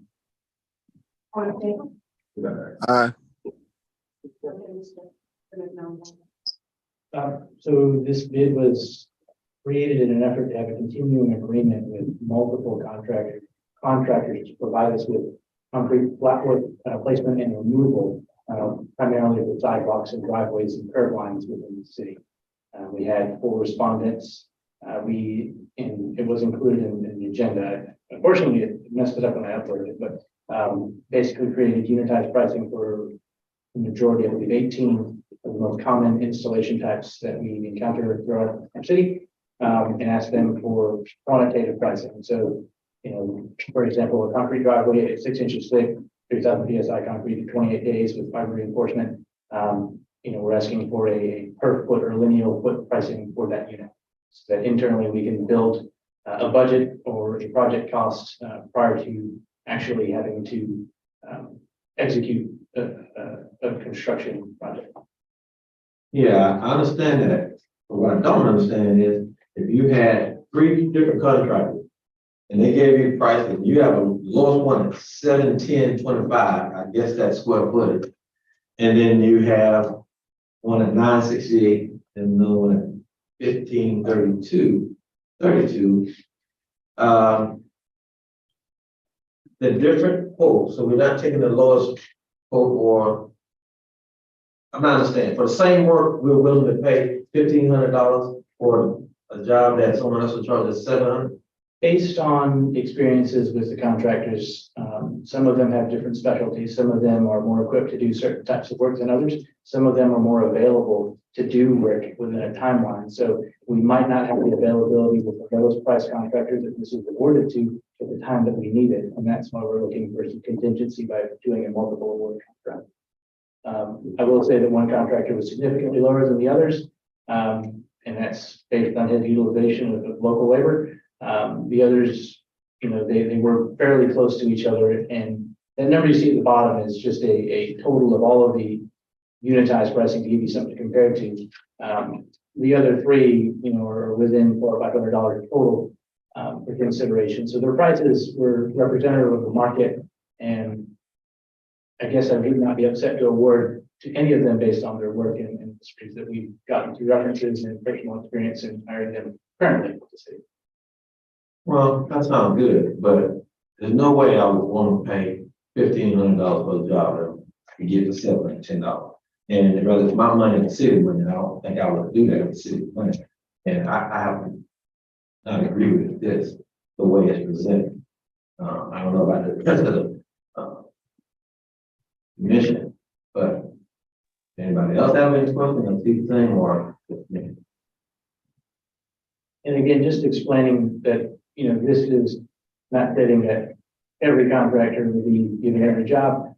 We will choose to use certain contractors. The intent is to keep the expenses equal, but understanding that that one contractor may not be available to do the work that we need to do when we need it to be done. So having an alternate is what we were trying to achieve. Yeah, but you mentioned 2 things. You mentioned that it's local and we have local jobs too. That's another thing that would actually be a plus for me to hire someone local that they can do the same job. I do have a problem with approving this the way it was presented. I would have to. Commissioner Barr. Yes, I agree with Commissioner Jones from that regard. If the contractors are meeting all of the bid requirements, experience, among other things, I would not want to not give them an opportunity to win the bid, because normally we go with the lowest bidder for the most part, and that's what we do with other contracts. We go with lowest bidder, and then we also give reverence to people who are local preference. We give local preference as well. So from that respect, I would like to give those guys an opportunity with the lowest bidder if they met all the other requirements. When it comes to the concrete jobs, I understand that we always, when we have these, when we put things out for bids, jobs out for bids, I agree with them, we go for the lowest bidders. But when it comes to these concrete jobs, and we take all things in consideration, and other bids and other jobs when it's related to this type work, do we always consider availability? Do you consider that with other contract bids? Yes, The same as this one? Are we using the same? correct. Okay. So we consider that with this. I understand that we normally go with the lowest bidder, but we have to consider availability when we're doing contract jobs. Right? Yes, and if I could add, the only reason why we wouldn't use the prime contractor listed as the lowest criteria is if that contractor wasn't available or there was an emergency that they could not meet, our timelines or whatever particulars that they can do at that time. Again, this just allows us contractually to have a reserve or a backup plan. Because we're agreeing to this contract for multiple years. And realistically, that contractor may turn around and say, I'm not willing to do this anymore. You've got to find someone else. Then you bring it back to us. That's a simple solution. That's my thoughts on it. So would it be safe to say, if we went with this, we're gonna go with this staff recommendation with this. If an issue was to come up, other contractors, the other jobs that we agreed on, and if they were to have it, they can come back and say that we use the same process for other concrete jobs. Saying that we consider availability Yes. versus what the lowest bid. Commissioner Brown? Oh, my hand is down. I'm sorry. Let me take it down. I would say this lastly, just on behalf of the contract consideration. And I don't think that, Madam Mayor, you would want to do the same job that I do with best pay. I just don't think that. If I'm out doing that job. Well, I mean, it's a different title. This is compare apples to apples. You're doing the same job, same scope of work. I don't think that would make a happy employee or contractor. But that was what they submitted. Correct. And if we can get the same job done quicker, we gotta consider availability and things in this type of work, you gotta think about, Well, if we're doing things this, back, things that we're dealing with now with jobs that we're wanting to get completed on time. We got to think about rain and other issues, and we can get it done ahead of time before other contractors. I think sometimes it's much better to go ahead. We may pay a little bit more to get the job done. that hadn't been our bid process, Commissioner McCaskill, have our bid process been like that? With these type jobs, that was the question I asked.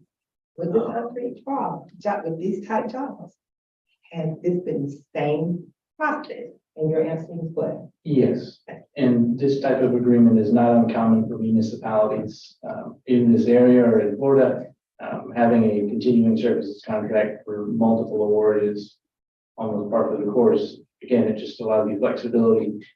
You've got K-Lark and St. John's Avenue.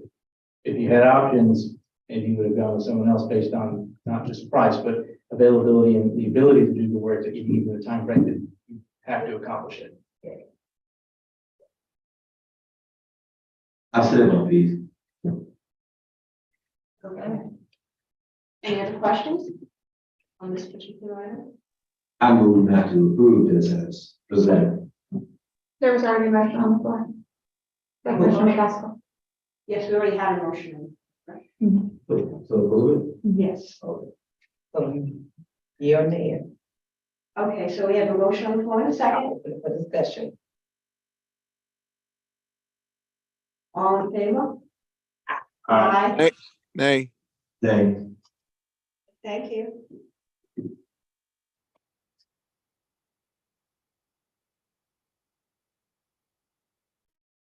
On to regular business, number 7. Ms. Prince. Resolution. Thank you, Madam Mayor. Resolution number 2023 R107, a resolution of the City of Palatka, Florida, appointing Jonathan C. Griffin as the interim city manager of the City of Palatka, providing for an effective date, and providing for scrivener's errors.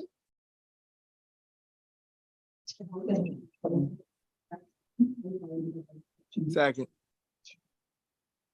Madam Mayor, this is an item that legal counsel and I both believe to be necessary in order to account for the fact that we're not talking about simply a daily or I guess you might say short-term absence of a city manager during which an city manager is expected to perform those duties. You're talking about what could be an extended absence or vacancy in the city manager post. Your charter doesn't, and neither your charter nor your ordinances provide anything for the role of an assistant city manager.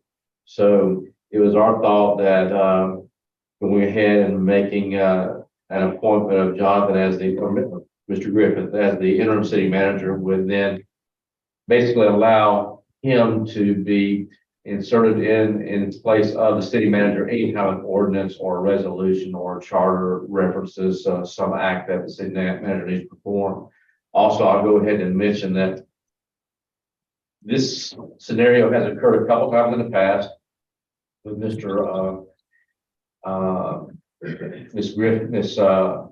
Driggers and also with Mr. Reynolds in the past.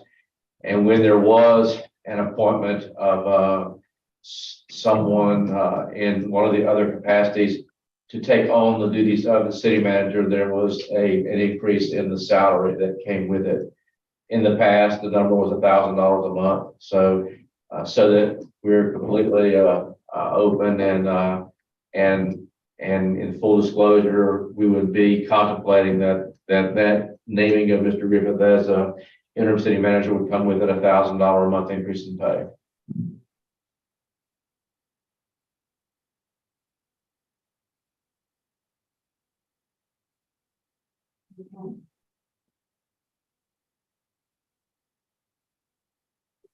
Anybody have any thoughts, anything you want to say? Mr. Commissioner Moore, excuse me.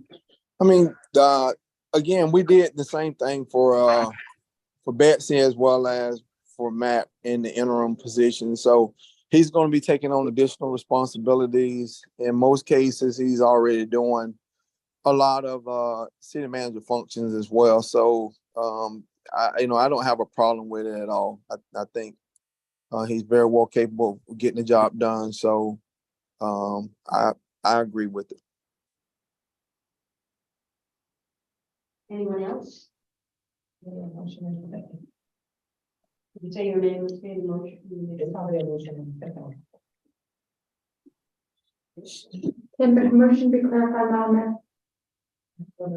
I didn't hear a motion. So the city charter states that city assistant, not assistant, anybody that fits the position of the city manager is absolutely an acting city manager. So acting, interim, you mentioned that it doesn't really address it. They may be interchangeable terms, but the charter does say acting. What will be the difference? Don't remember the charter. I'm not familiar with the charter provision that you're speaking of. Yeah, I read it. Yes.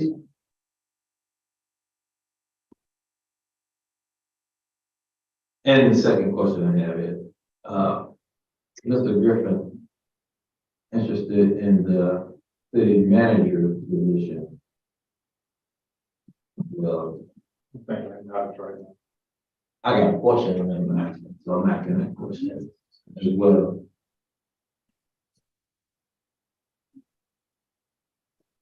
You have to come to the podium a lot tonight.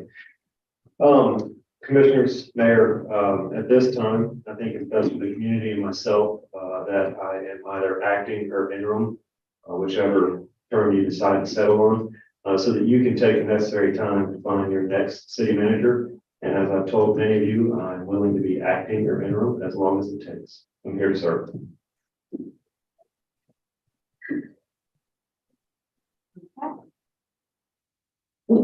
I have a motion. Ms. Ward, did you mention this? I'm thinking, yes. I didn't, right here. Repeat that again, please. I thought you so moved it and I seconded it. That you- Yeah, I thought I seconded. Okay, well, I so moved it. Okay, all in favor? I think, Aye. I'm sorry, Commissioner Campbell. I believe Sonny's trying to bring clarity.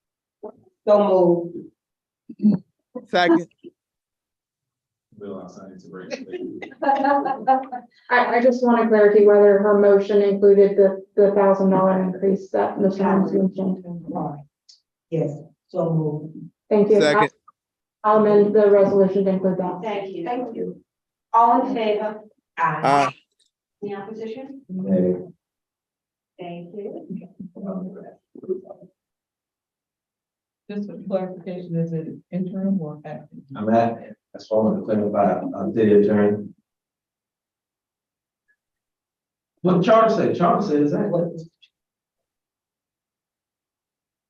Don't we always buy the charter? Okay, so whatever the charter says. That's okay.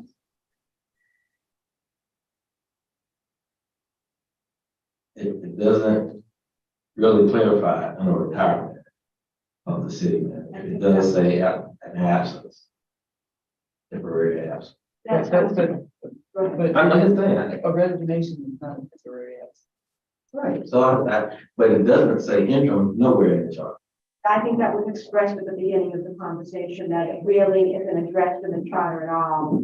The whole concept of an interim until we find somebody permanently. So technically it isn't. So technically, is it in the charter? Yeah. Okay. All right. I'll clarify that. Well, Well, we operate on the charter. Can we clarify some additional things? And the previous individuals who have stepped in, the absence, they have our city attorney, city managers, what have the titles been? Interim, to the best of my knowledge. Thank you. I went in there. But you're.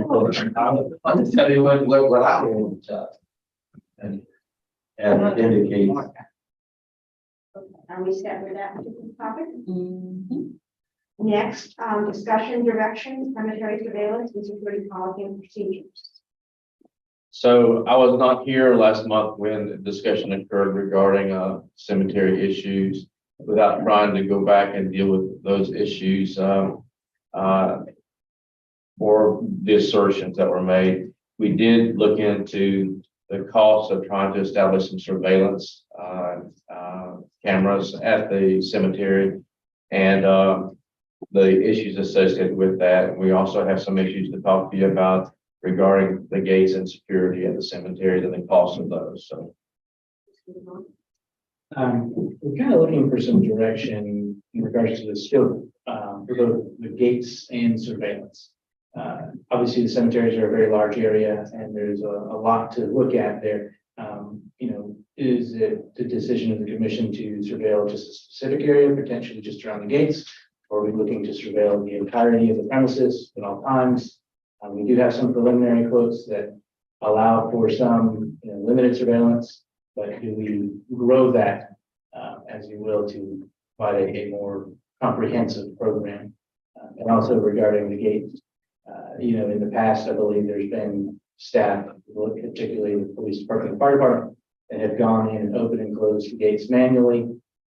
I believe at some point that actually created some damage to the gates when someone was locked in. There's some staffing issues currently that makes that difficult. So we've got quotes to do repairs to the gates and add manual gates, and also quotes to provide basically solar powered automated gates.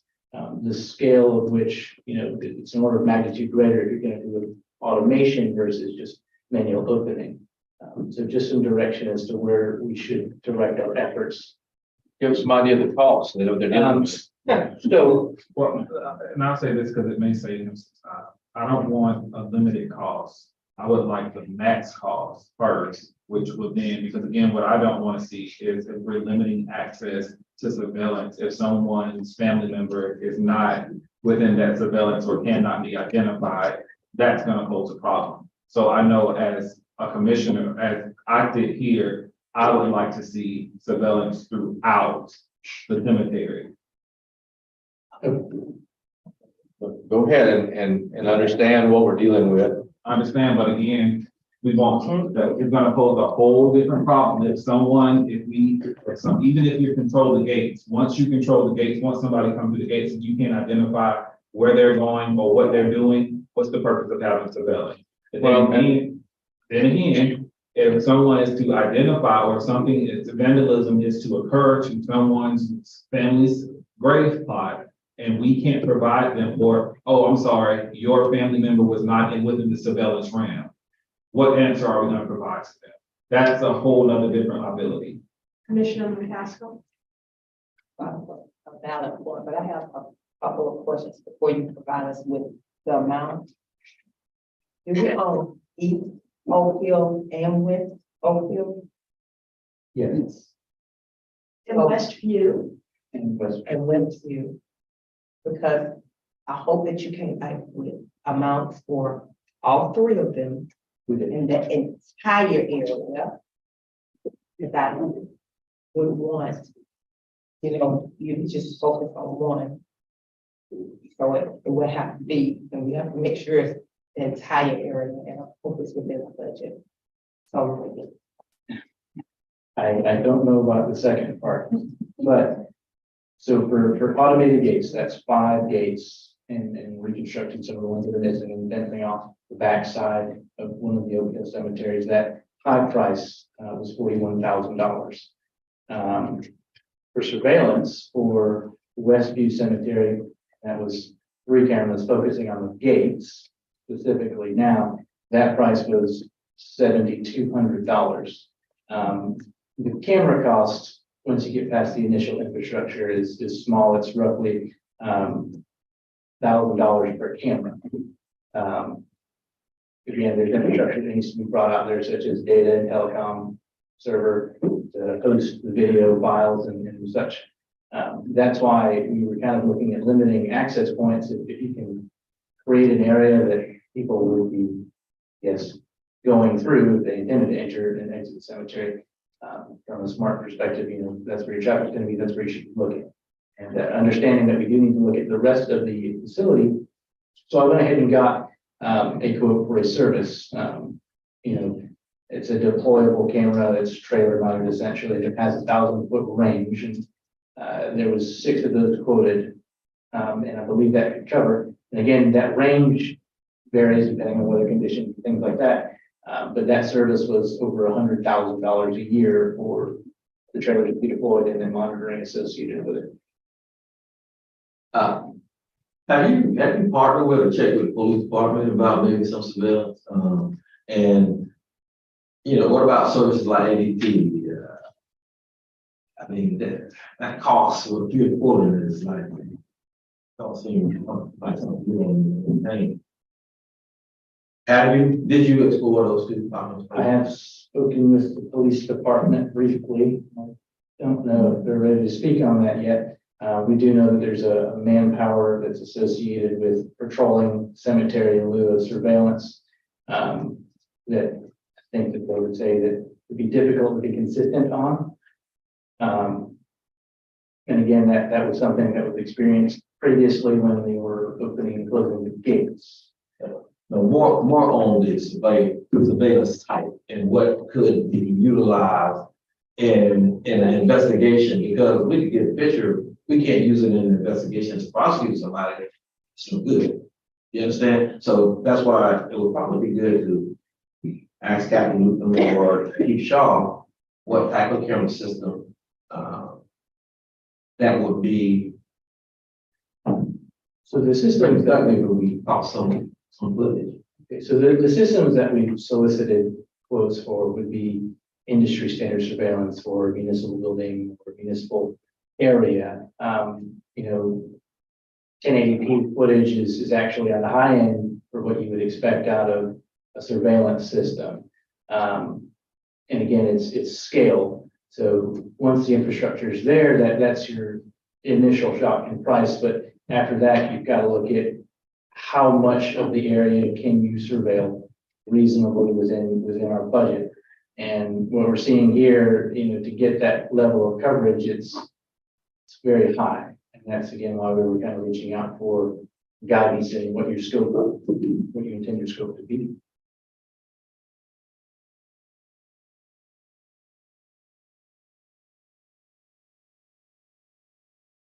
Yes, the police department regarding crime rate in our cemeteries. Crime rate been high? So we have asked some questions, and maybe Matt can elaborate with his experience here, but we have not had a significant number of reports of crime recently. Last question, do you have cameras at City Lot? Do you have cameras down there? Which city, public works? That's City Lot, yeah. Yes. So the cemetery is a part of your work control, right? You oversee the cemetery. So you're able to view the employees that goes in and out of City Lot and what goes on there. So what kind of cameras are you using there? Can you use the same type of camera? I would not recommend it. Those cameras are not what you would consider to be enterprise grade. I have a question. What you're about to say, could that jeopardize the safety of any of our employees that, because this is broadcast and I don't want to safety or anything with regards to the employees or possible damage to, I just want to make sure. I do not believe the specifications could potentially damage any of our employees or facilities. The statement is that I do not believe they would hold up in the environment that they would be fully exposed at in the cemetery versus where they're installed at the city lot as a more, I would say, covered or controlled area.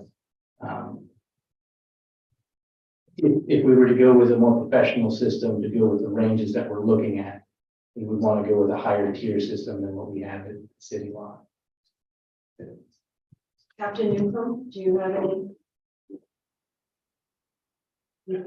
So someone asked about calls for service. Commissioner, is that you? Okay, so from a calls for service perspective, we don't have very many calls at our cemeteries. Now, that doesn't mean that incidences are not going on there. It just means that they're not reported. Commissioner Jones, you know what I mean by that. And not to step on Dell's toes by any means. He did a good job at looking at what he was asked to bring. The flock camera systems that we have implemented throughout the city, as well as through the Palatka Housing Authority, the LPR systems. I don't know what the exact cost is, but the flock system also does surveillance. And Dell and I can partner up. We could get with flock to give you another program recommendation if you would so like, but I do not want to do anything to step on Dell's toes by any means. I encourage that partnership. It's two city entities. Besides, if something occurs, they're going to be handed over to the police department for possible prosecution. I think that's a great idea. I do know that the LPRs run about $2,500 a year. The ones that read the license plates, they also catch motion and things. So you could look at something like that at the entry points of the cemetery gates, because I know we have multiple gates on one and just one entry and exit point on the other. But again, flock does variations of things. I don't know what all of them are. While y'all were talking just now, I was communicating with Captain Forsyth, who is over our flock program, and he did indicate that there is something that flock might be able to help Dell with. So let me ask this question. It's not so much with the cameras, it's so much with controlling entry and exit. So on Oak Hill East, you know that there are several points of entry. can we not look into making it one point of entry in and out? So, because say for instance, you were to put the cameras at the front, how would you do that at Oakdale East when you have, I want to say like 4 different entries? So that was included in that $41,000 quote of securing the backside and then limiting access to, the entry and exit gates in one area. We don't follow that. So the automated system will allow you to program it to. Yes, from 7:30 a.m. to dusk, we would, again, focusing our control in one area, I think is the more economical solution, and surveillance as well. Okay, so at this point, we have more information forthcoming to drilling. And the last question. Captain Newton, will there be any issues with, so we have patrol, well, obviously police are patrol 24 hours. Sometimes through the ship, the gates can be open mainly and closed mainly. I know in the past, that was the task for. So the issue comes with, in the past, when we worked together at the police department and we did it, the issues that we had in the past with having more staff then than we have now, were we get busy during the peak hours of the evening, 5 o'clock, 6 o'clock. We all know when the time change occurs. Yeah. The cemeteries close when it gets dark. I believe that's correct. Yeah. At dusk. So in the past, when we were doing those things, there were times when staff would get busy on in progress calls, or we would get busy on something, another call would go out, would slip our minds, and we would go and the gates wouldn't get closed. Or there were other times where the gates would get closed, but then on a Thursday morning, Friday morning, whatever morning you would like to choose, we got busy on a crash, a burglary, whatever it may be. And now the organization that goes out to dig a plot can't get in because we have failed to go and open it. So not saying that it doesn't work, but it comes with a lot of challenges, especially right now with us being as short staffed as we are. What about the fire department? I mean, just trying to find a way we can work together. We all sit in black. This is a task, and I'm just asking. And we're trying to really have a solution to this issue that can be cost effective. I believe it was the same for us, and we did it for many years, but it would be the same thing. We'd have a fire in the morning, not get it open, or have a fire in the evening and not get it closed. But I mean, we could try it again. So what about the public service officers? What are their, and this is for the police department. What are their hours? Who's that, sir? The public servants who PSA. We only have one currently, and she works from 9 in the morning to 5 in the afternoon, Monday through Friday. So your other issues, if we did have her do it, is the dusk time frame is different, which would require one of our full-time officers to do it, and then on the weekends. I just have experience with that. I've been here a long time, and it's embarrassing for us when something comes up, and it's not because someone was negligent, but because they got busy, or we were busy on a major traffic crash or whatever, and then the burial people are there to take care of something, and it's just embarrassing when families are held up. I'm not saying that we can't help by any means. I'm just saying, I'm just putting it out there. We're dealing with a crisis situation. Yes, ma'am. Any additional questions? Just go with those other duties as assigned on the job description. But are you suggesting that it's a short-term or long-term? It doesn't sound like a very proactive long-term solution. I mean, if we're talking short-term, perhaps, but long-term, that doesn't sound like a solution that's going to be consistent enough to be effective.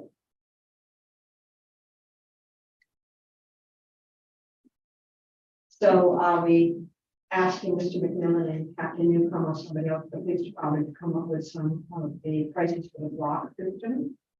What we requesting in terms of the discussion? I don't know, I just have quite a few concerns, and I don't think they'll be solely addressed tonight, but I just have quite a few, a lot of mine, not only from what I'm hearing from citizens, but what I just would be frequency working in the industry.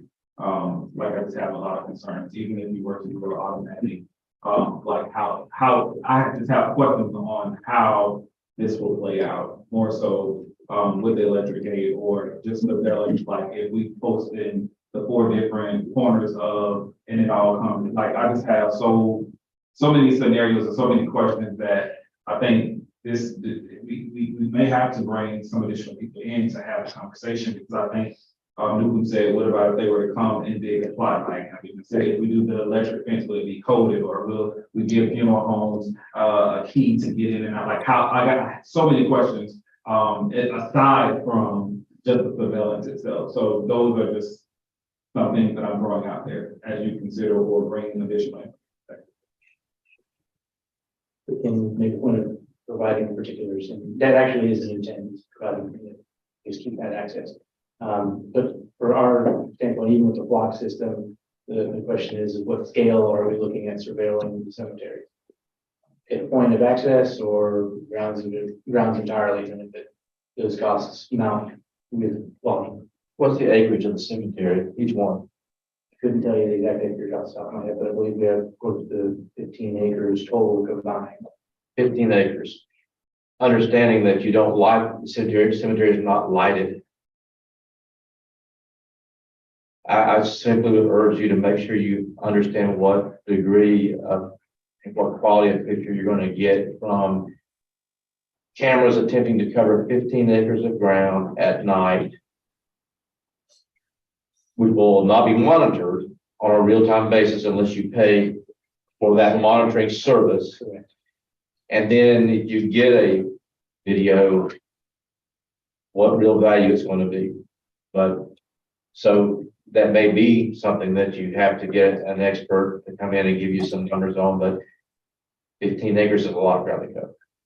Okay, Commissioner McCaskill and then Commissioner Warren. I would go with the point of entry. Commissioner Warren? Thank you, Madam Mayor. I think we can continue to talk about alternatives. I think another alternative would be to just have a part-time or 2 part-time people or 1 part-time person for the whole year. 2,080 hours is more so for a full-time person.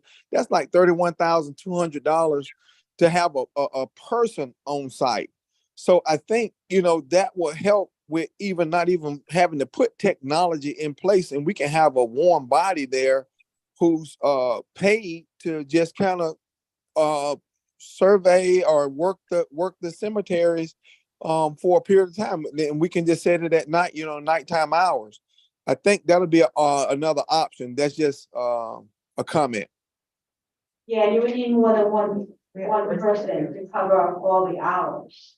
I'm talking about most of the time when you have the situations occur. I'm just saying when most of the time when the situations occur, it just, I think it occurs at night or early in the morning. Most time in the day hours, most people don't be out there just committing those type acts. In my opinion, that's just my opinion, but it's just a comment that we can think about as just an option. Thanks.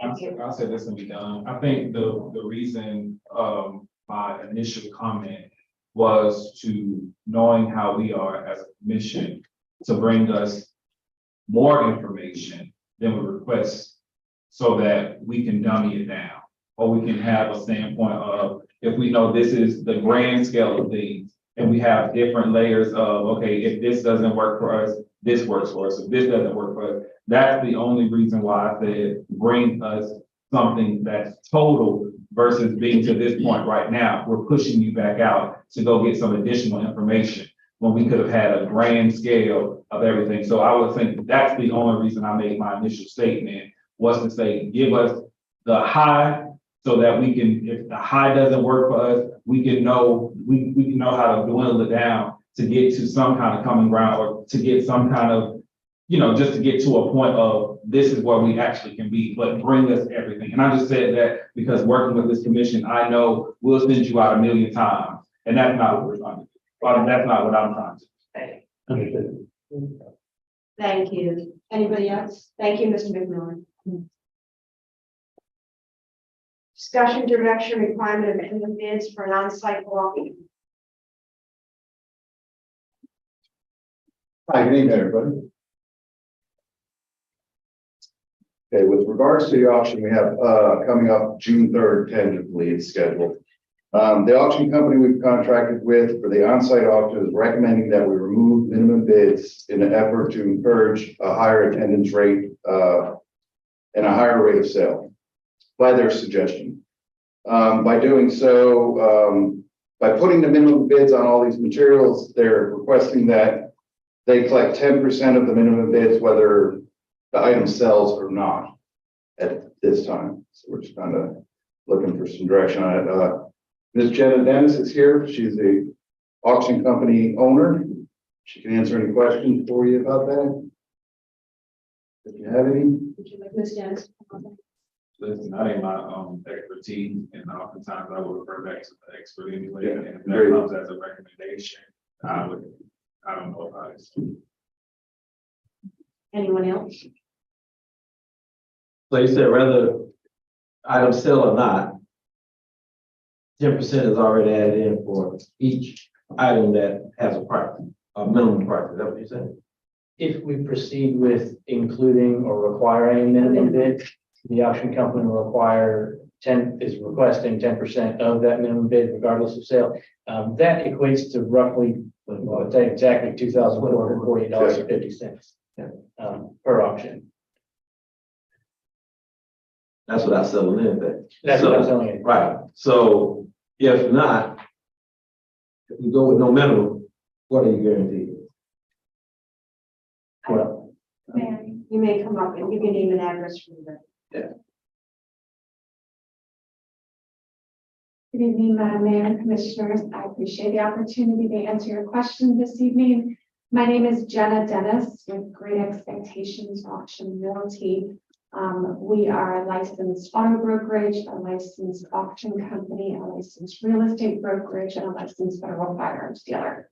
So we specialize in assets. So just to kind of give you a background and a bit of my credentials, I've also been an executive director for the Florida Auctioneers Association. So I've been deeply involved in the auction industry for over 15 years.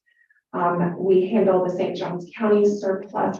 We've also dealt with numerous other municipalities across the state of Florida to include Sanford, Jacksonville Airport Authority, St. Augustine Airport. So we do a lot of surplus. In our experience, it's always been better to do a no reserve auction for numerous reasons, and I won't keep you here going into those unless you have specific questions. But our recommendation based on experience is to do no reserves. I do not want to charge you what's called a no sale fee, but if we go to the trouble of setting up an auction, doing the advertising, the marketing, the setup, the employees, if it doesn't sell, of course, we still have the same expenses, whether it does or doesn't. That's why we charge a no sale fee if you decide to do reserves. In our experience, the detriment to doing reserves is the lack of attendance, as well as the items that don't sell. Well, then what do you do with them? But I'd be happy to answer any questions you may have. Does anybody have any questions? I said we go with the no minimum.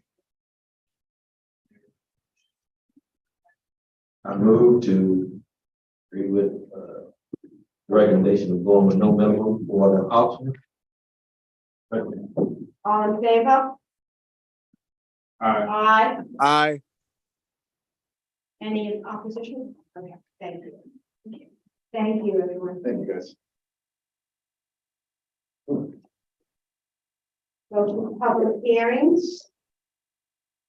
Ms. Grant. Thank you, Madam Mayor. Ordinance number 2023-17, an ordinance amending chapter 94 of the City of Palatka Land Development Code, section 94-147E by adding number 6, tattoo parlors, as a permissible conditional use in the C1A zoning district, amending section 94-148E by adding section 13, tattoo parlors as a permissible conditional use within the C1 zoning district, providing for conflict with other ordinances, providing for an effective date, providing for severability, providing for scrivener's errors, first public hearing. Second. Okay, Ms. Walsh. Thank you, Madam Mayor and Commissioners. Ms. Walsh, Planning Director. Prior to 2021, there was no specific mention of tattoo parlors in the Palatka Code of Ordinances. On the 24th of June in 2021, the Palatka City Commission adopted a code change that allowed tattoo parlors as a conditional use only within the C2 intensive commercial district and the downtown business district. The current City of Palatka Code of Ordinances does not list tattoo parlors as either a permitted use or a conditional use within the C1A or C1 general commercial district. C1A is neighborhood commercial district. Staff has been receiving requests to locate such a use within these districts on a more regular basis in the past year and a half or so. And after discussion with the city manager, a request is being made to amend the code to allow such a use as a conditional use within the C1A and C1 districts. Public notice for the proposed change included legal advertisement in the Black Daily News. This is there's no increase in population as a result of this change to the code. That's a piece of information that Sunny needs to pass on to other agencies. Whether or not that change causes an increase or a decrease in population. During most of the 20th century, tattoo parlors were directly tied to unsavory behavior. Historically, zoning codes either outlawed them totally or severely limited where they could locate by minimizing locations and requiring special use permits or exceptions, whose approval was usually heavily laden with conditions. Some of them very harsh. Over the past 20 years or so, tattoo parlors have become more mainstream and the number of people with tattoos has increased dramatically. This planning board heard this case on May 2nd and recommended approval. Staff is proposing these amendments to be located as a conditional use. And it will be in addition, of course, to both districts, the existing districts of downtown business and T2. As a conditional use, this allows the planning board to impose any conditions that they may see fit to prevent the use from becoming a problem. Staff recommends approval. Yes. Just wanted to remind the mayor, because the planning board approved this, in order for the commission to reject it, you need a vote of supermajority between 4 commissioners. Thank you. Okay, well, is there any questions? I'm going to open up the floor to public comment. Is there anybody here for public comment on this topic? Seeing no one? Closing public comment. All in favor? Aye. Oh, is there somebody here for Are public you comment? getting up? Were you getting up, Jeremy? No, please come up. It's my fault. I'm just gonna turn this in. Sorry. Okay. I didn't see you. Name and address. Thank you. Jeremy Alexander, 134 Timber Lane, Black, Florida. Questions and support the conditional use. That's it. Thank you. Thank you. Anybody else for public comment? Okay, we'll go to public comment. Thank you. All in favor? Aye. Aye. Thank you. Emergency items. I'll make a motion that we accept items 11 and 12 as emergency items. Thank you. Move to the second. All in favor? Aye. Any opposition? Okay, thank you. Commissioner comments. Well, all you do is accept it as emergency items, now you have to consider them. Madam Mayor, if I may. Yes. Thank you. Resolution number 2023 R117, a resolution of the city of Palatka, Florida, concurring with the city manager's appointment of Valeria Bland Thomas Esquire as interim city attorney effective May 1, 2023, and providing for scrivener's errors. So moved. So move. Second. All in favor? Aye. I have a question. So we see that this is through June, and I know earlier we talked about the RFP for the city manager.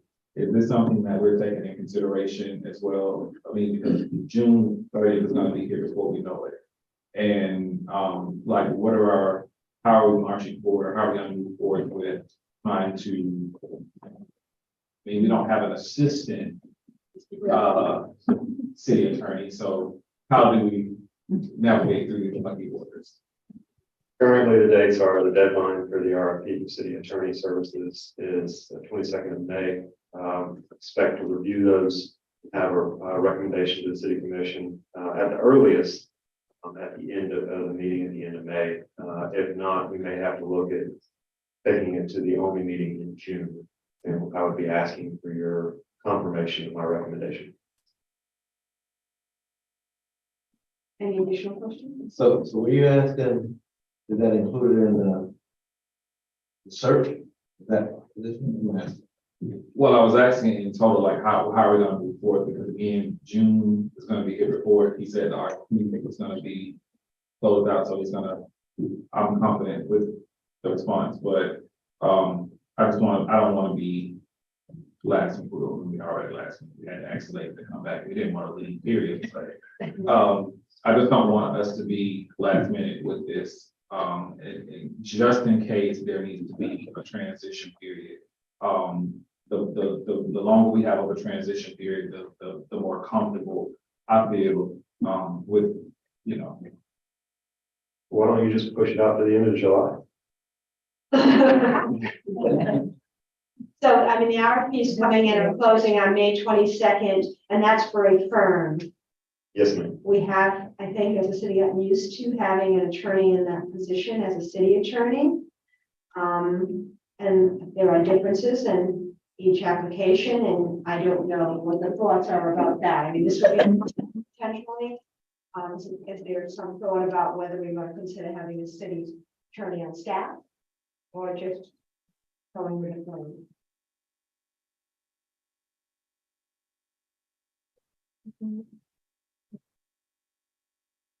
So as The RFP is for what now? The firm, a firm? yes, sir. What were you going to say, Mr. Griffin? I was just gonna reaffirm what you said there, that it is for a firm currently. It is an active solicitation. It is possible to issue an addendum whereby we could entertain in-house counsel or even entertain a hybrid. Ms. Thompson, I've had that conversation. We don't have to talk about this. Yeah. I don't feel like, I got so many questions now. Yeah. Because, this is something that we're gonna have to really sit down and talk about, because I remember us talking about the firm boo times ago. And I'm not a lawyer by any stretch of the imagination, but I have worked in law firm. And I know that if we were to hire an outside source, they charge for everything. And so have we weighed the pros and cons of having a firm versus having in-house or hybrid? So that would be what I want to have in consideration, in addition to having the firm. I'm not saying by any stretch of the imagination am I against it, but if you're gonna come out on the end of telling cheaper having someone in-house or doing a hybrid, that can accomplish the same thing as a firm. And we know that once you get into a firm, sometimes you get lost in the shuffle. As far as you may have this person or that person, you aren't guaranteed to have the same person. So I just want to make sure that we're comfortable with, if we were to go with the firm, that we're comfortable with it versus the other in-house or hybrid. If any of the commissioners or mayor, if you want to speak to me directly next week, I'll make myself, and I believe Ms. Thomas will make herself available. We can speak to you about the RFP in detail. And as I said before, we have some time to make some revisions to that RFP by addendum. Simon, could you? I will be out of the office Friday and Monday. Somebody got to step up in your absence. And I can do it for you. You know what? Thank you.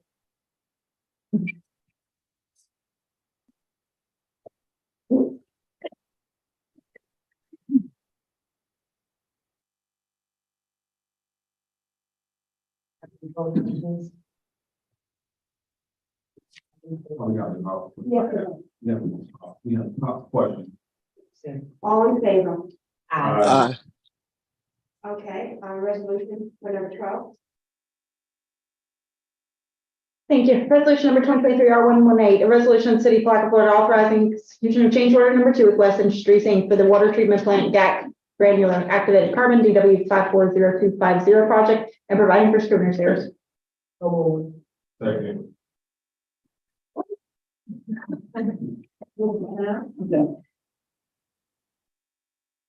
I'm sorry. It's just pretty straightforward. The conduit is too small. We had stipulated the bid documents to use the existing conduit. It's, not very much too small. I mean, probably a quarter of an inch, maybe a little bit more, but so totally not appropriate, does not meet electrical requirements for fluorinated wire. Our only alternatives are to go either overhead or over ground, which both create tripping and impact hazards for workers in that area. So we're proposing to encase the conduit for these new lines back in the cement the way the rest of the plant is dug out. 100%. Yes. Any further questions? Okay. We have a motion, second, all in favor? Aye. Any opposition? Okay, thank you. Commissioner comments? Mr. Campbell? Most of mine was addressed earlier when you spoke about St. John's corridor. My only other, comment is just to give an update on where we are with the commission meeting, the commission meeting. County? Is anybody available to provide any kind of update? Not at this time, but we're going to provide you one within the next 2 weeks. Thank you. I want to stress the importance. I've been asking for this for quite some time, and I know we've been in the budget season. With, legislative, but this is of great importance, and I think there are several talking points that we can address, even some that we talked about here in the meeting tonight. But I would definitely like to see that happen rather sooner than later. We request that I've requested several times over the last few months. Commissioner Jones? I don't have any problem. Commissioner Boyle? Yes, I just like to thank the staff for all of the wonderful job that they've been doing to help keep the city running as smooth as it's been running for the past several years since I've been on the board. And again, I want to commend Don Holmes for the wonderful 22 years he has provided for the city, and he has certainly stabilized the city as it relates to the city manager role. He's raised the bar quite a bit. So whoever try to fill that role, they got some big shoes to fill. Don is, he's helped us in so many different ways from a compliance standpoint, legal. He's increased the morale in the city, helped the city improve its financial position, as well as him just being a consummate professional. So he has raised the bar. He's also even helped raise the Florida bar. So we want to thank him again for all of his services. Thank you. Thank you. Still, thank you, Commissioner Boyle. I don't think I have to stay up. Long speech, just thank you for your service and everything, and especially the friendship. Thank you.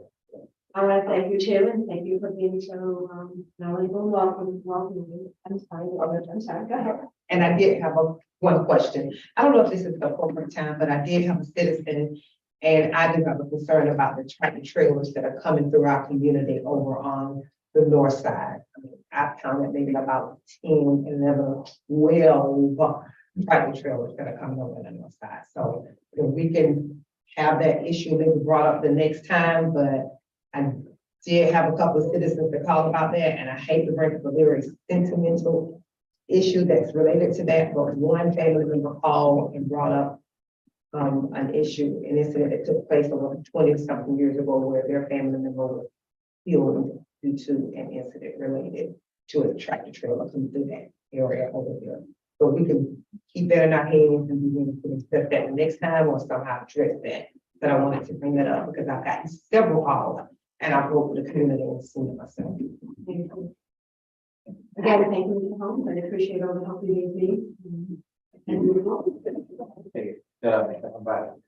I wouldn't be remiss if I wouldn't say Donna E. Holmes that, thank you for your service and your candor and all that you've done. And, you and I have had many discussions that, you've educated me on some things and I appreciate the way you go about doing business. You're a straight shooter and that's the way I like doing business. So, again, congratulations in your work and the work that you have done and good luck in your retirement.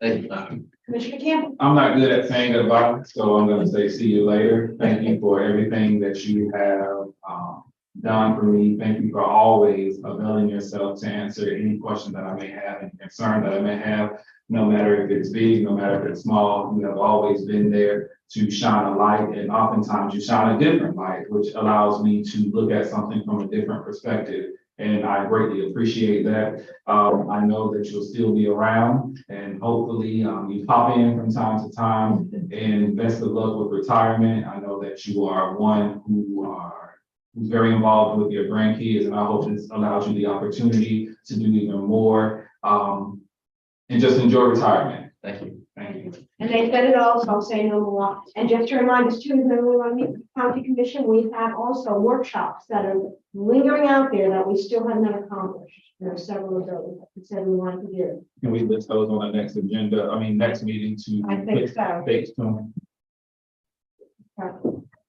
Motion to adjourn? So. Second.